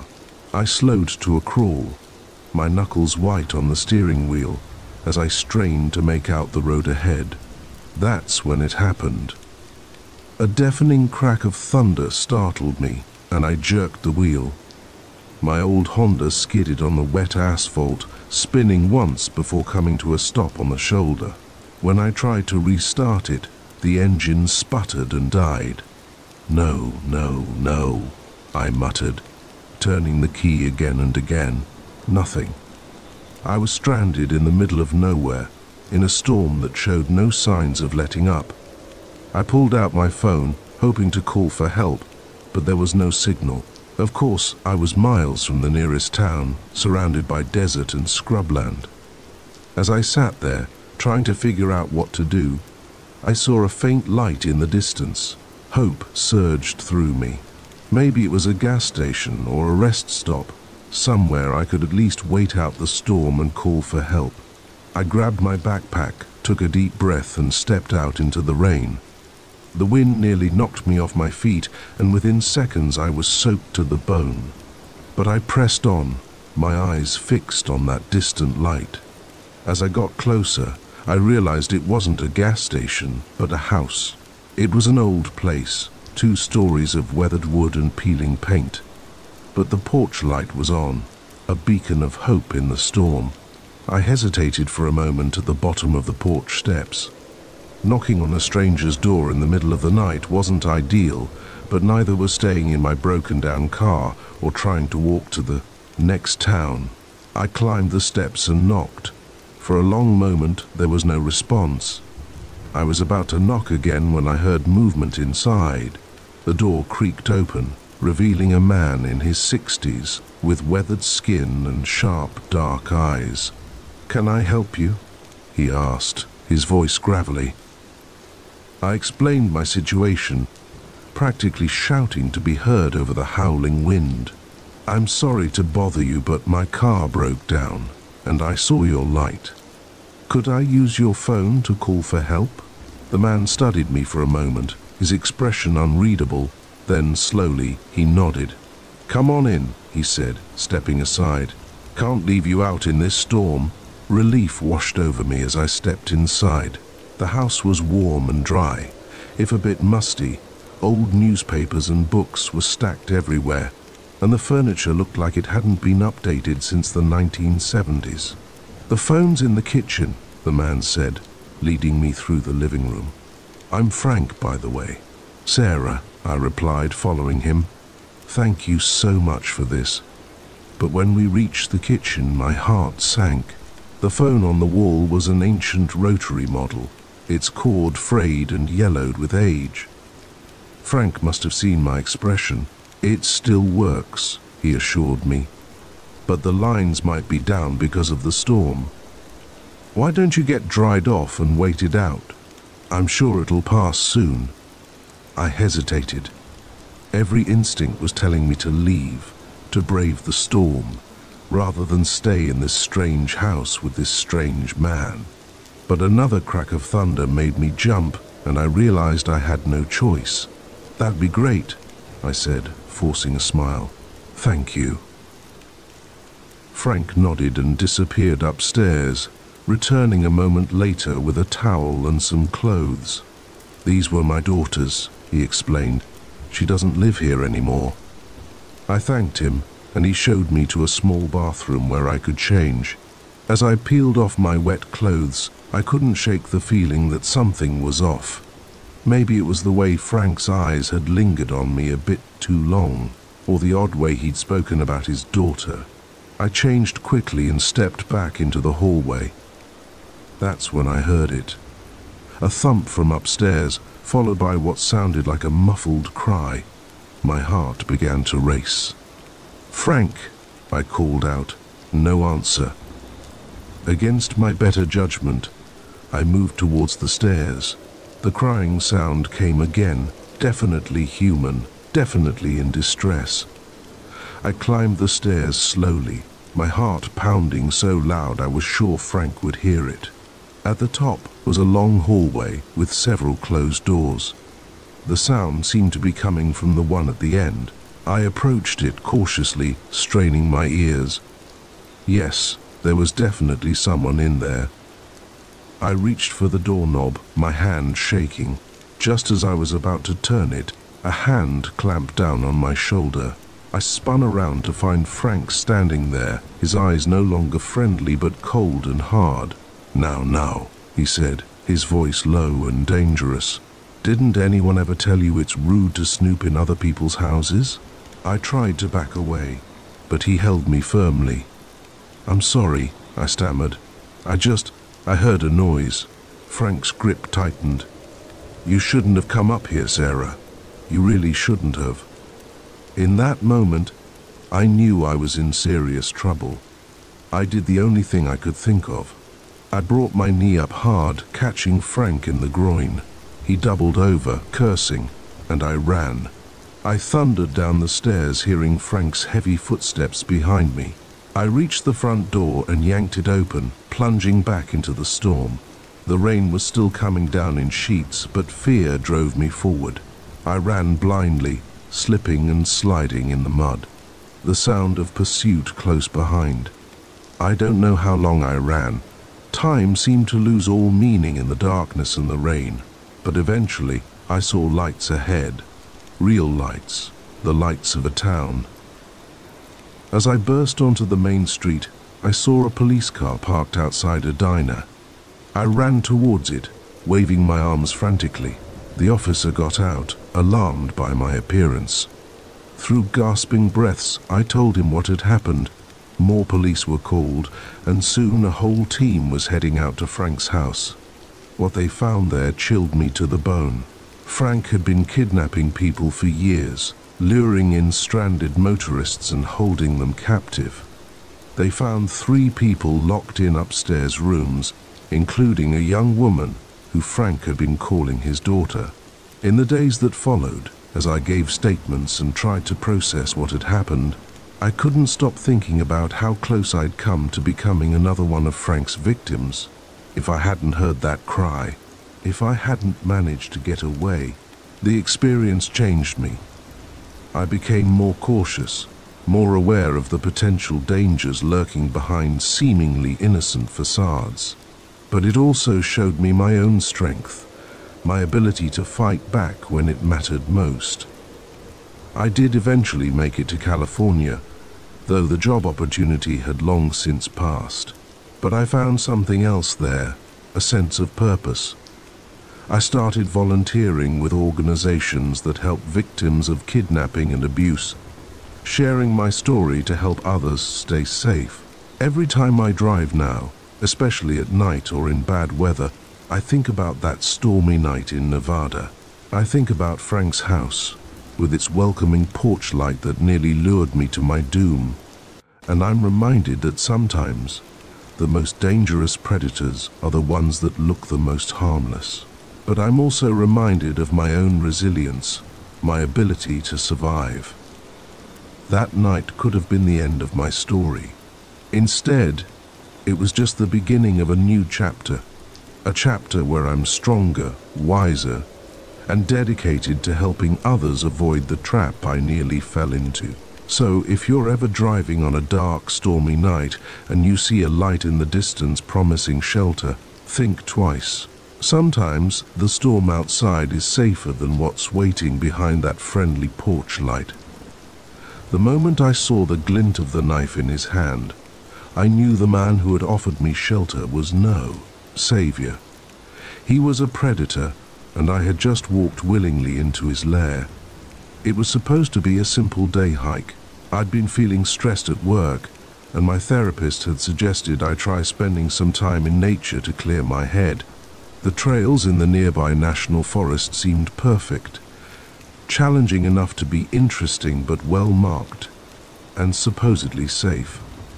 I set out early on a crisp Saturday morning, my backpack loaded with water, trail mix and a first aid kit.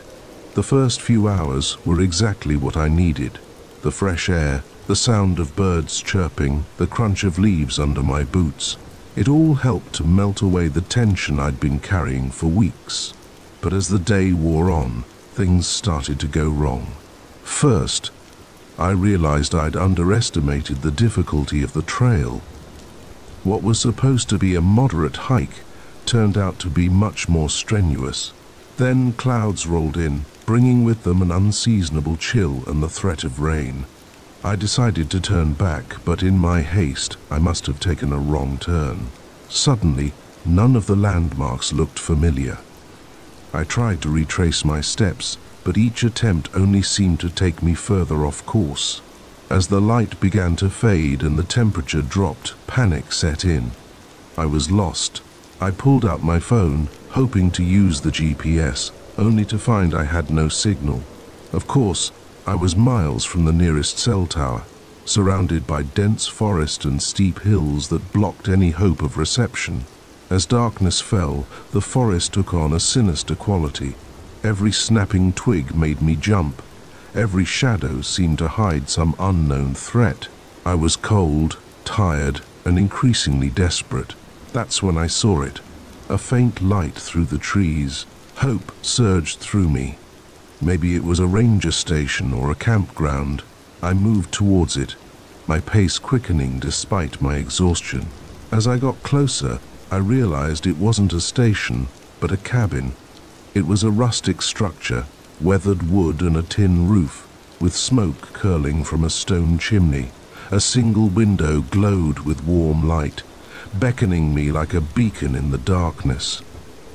I hesitated at the edge of the small clearing. Knocking on a stranger's door in the middle of the night, in the middle of nowhere, wasn't exactly safe, but neither was spending the night lost in the increasingly cold forest. I took a deep breath and approached the door. My knock was answered almost immediately.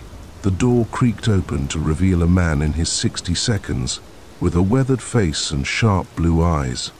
He looked me up and down, taking in my disheveled appearance. "You lost?" he asked, his voice gruff but not unkind. I nodded, explaining my situation. To my relief, his expression softened. "Can't leave you out here to freeze," he said, stepping aside. "Come on in. Name's Bill." "Thanks," I said, gratitude washing over me as I stepped into the warm cabin. "I'm Mike. I really appreciate this." The interior was snug and cluttered, every surface covered with books, tools, and what looked like animal pelts. A fire crackled in a stone fireplace, filling the space with warmth and the scent of wood smoke. "Sit," Bill said, gesturing to a worn armchair. "I'll make some coffee, warm you up." As he moved to the small kitchenette, I sank into the chair, the events of the day catching up with me. I was safe. I'd be able to get directions back to my car in the morning. Everything was going to be okay. But as I watched Bill prepare the coffee, something began to nag at me. Maybe it was the way his eyes kept darting to me, or the tense set of his shoulders. Something felt off. "So," I said, trying to break the tension, "do you live out here full time?" Bill grunted an affirmative. "Going on 30 years now. Don't much care for people or their noise." "Must get lonely," I ventured. He turned to me then, and the look in his eyes made my blood run cold. "Oh, I get visitors now and then," he said, his lips curling into a smile that didn't reach his eyes. "Folks like you who lose their way." The way he said it sent a chill down my spine. I stood up, suddenly feeling the need to put some distance between us. "You know, maybe I should just get going. If you could just point me in the direction of the main trail." "Sit down," Bill said, his voice hardening. And that's when I saw it. The knife in his hand, its blade catching the firelight. My heart began to race. I looked around frantically, searching for a weapon, an escape route, anything. But Bill was between me and the only door, and the windows were small and likely nailed shut.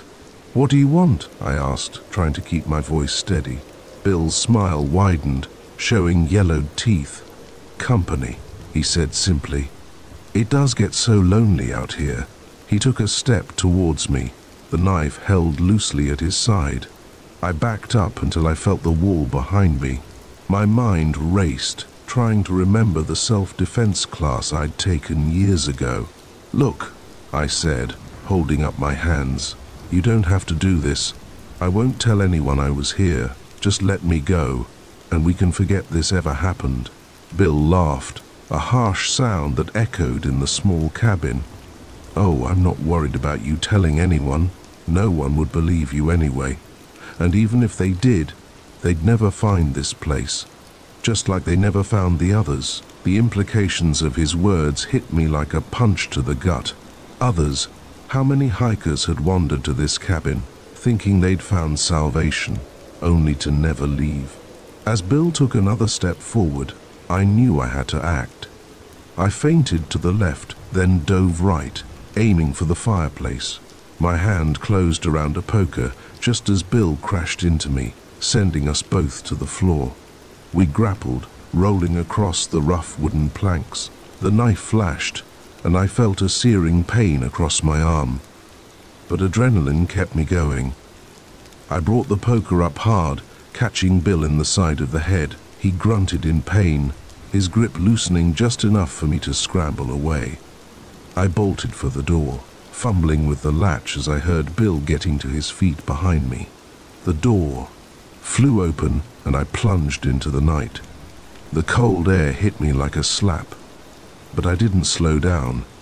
I ran blindly through the trees, branches whipping at my face, roots threatening to trip me with every step. I could hear Bill crashing through the underbrush behind me, his angry shouts echoing through the forest. I ran harder than I ever had in my life, fear and adrenaline pushing me beyond what I thought I was capable of. I don't know how long I ran.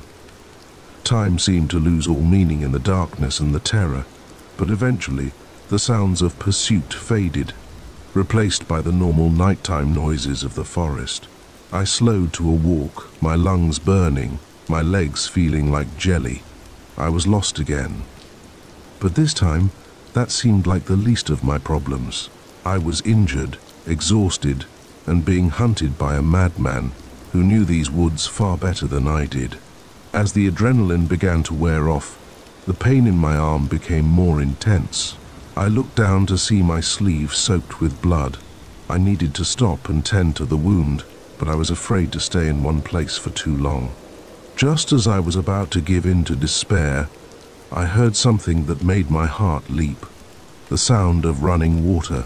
A stream or river could lead me out of the forest, or at least to a road or trail. I followed the sound, moving as quietly as I could. The sky was beginning to lighten, the first hints of dawn breaking through the trees, and there, just ahead, I saw it.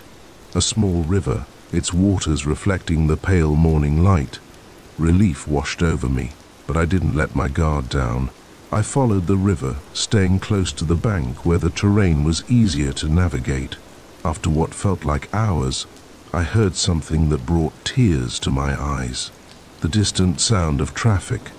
I quickened my pace, hope giving me a second wind. Finally, I broke through the tree line to see a highway stretching out before me. I flagged down the first car I saw, probably looking like a madman with my torn clothes and bloodied arm. The elderly couple in the car were alarmed at first, but after hearing my story, they quickly offered to drive me to the nearest hospital. As we drove away from the forest, I couldn't help but look back, wondering if Bill was still out there, waiting for his next victim. At the hospital, I told my story to the police. They were skeptical at first, but the evidence of my injuries and my obvious terror convinced them to investigate. They never found Bill or his cabin. It was as if they had vanished into the forest. In the weeks and months that followed, as I recovered from my physical and emotional wounds, I couldn't stop thinking about how close I'd come to becoming another missing hiker, another mystery for someone else to solve. The experience changed me, made me more cautious but also more appreciative of life. I still go hiking sometimes, but never alone, and I always make sure someone knows exactly where I'm going and when I'll be back, because I learned the hard way that sometimes the most dangerous predators are the ones that look like they're offering help, and that in the wilderness, the line between savior and monster can be terrifyingly thin.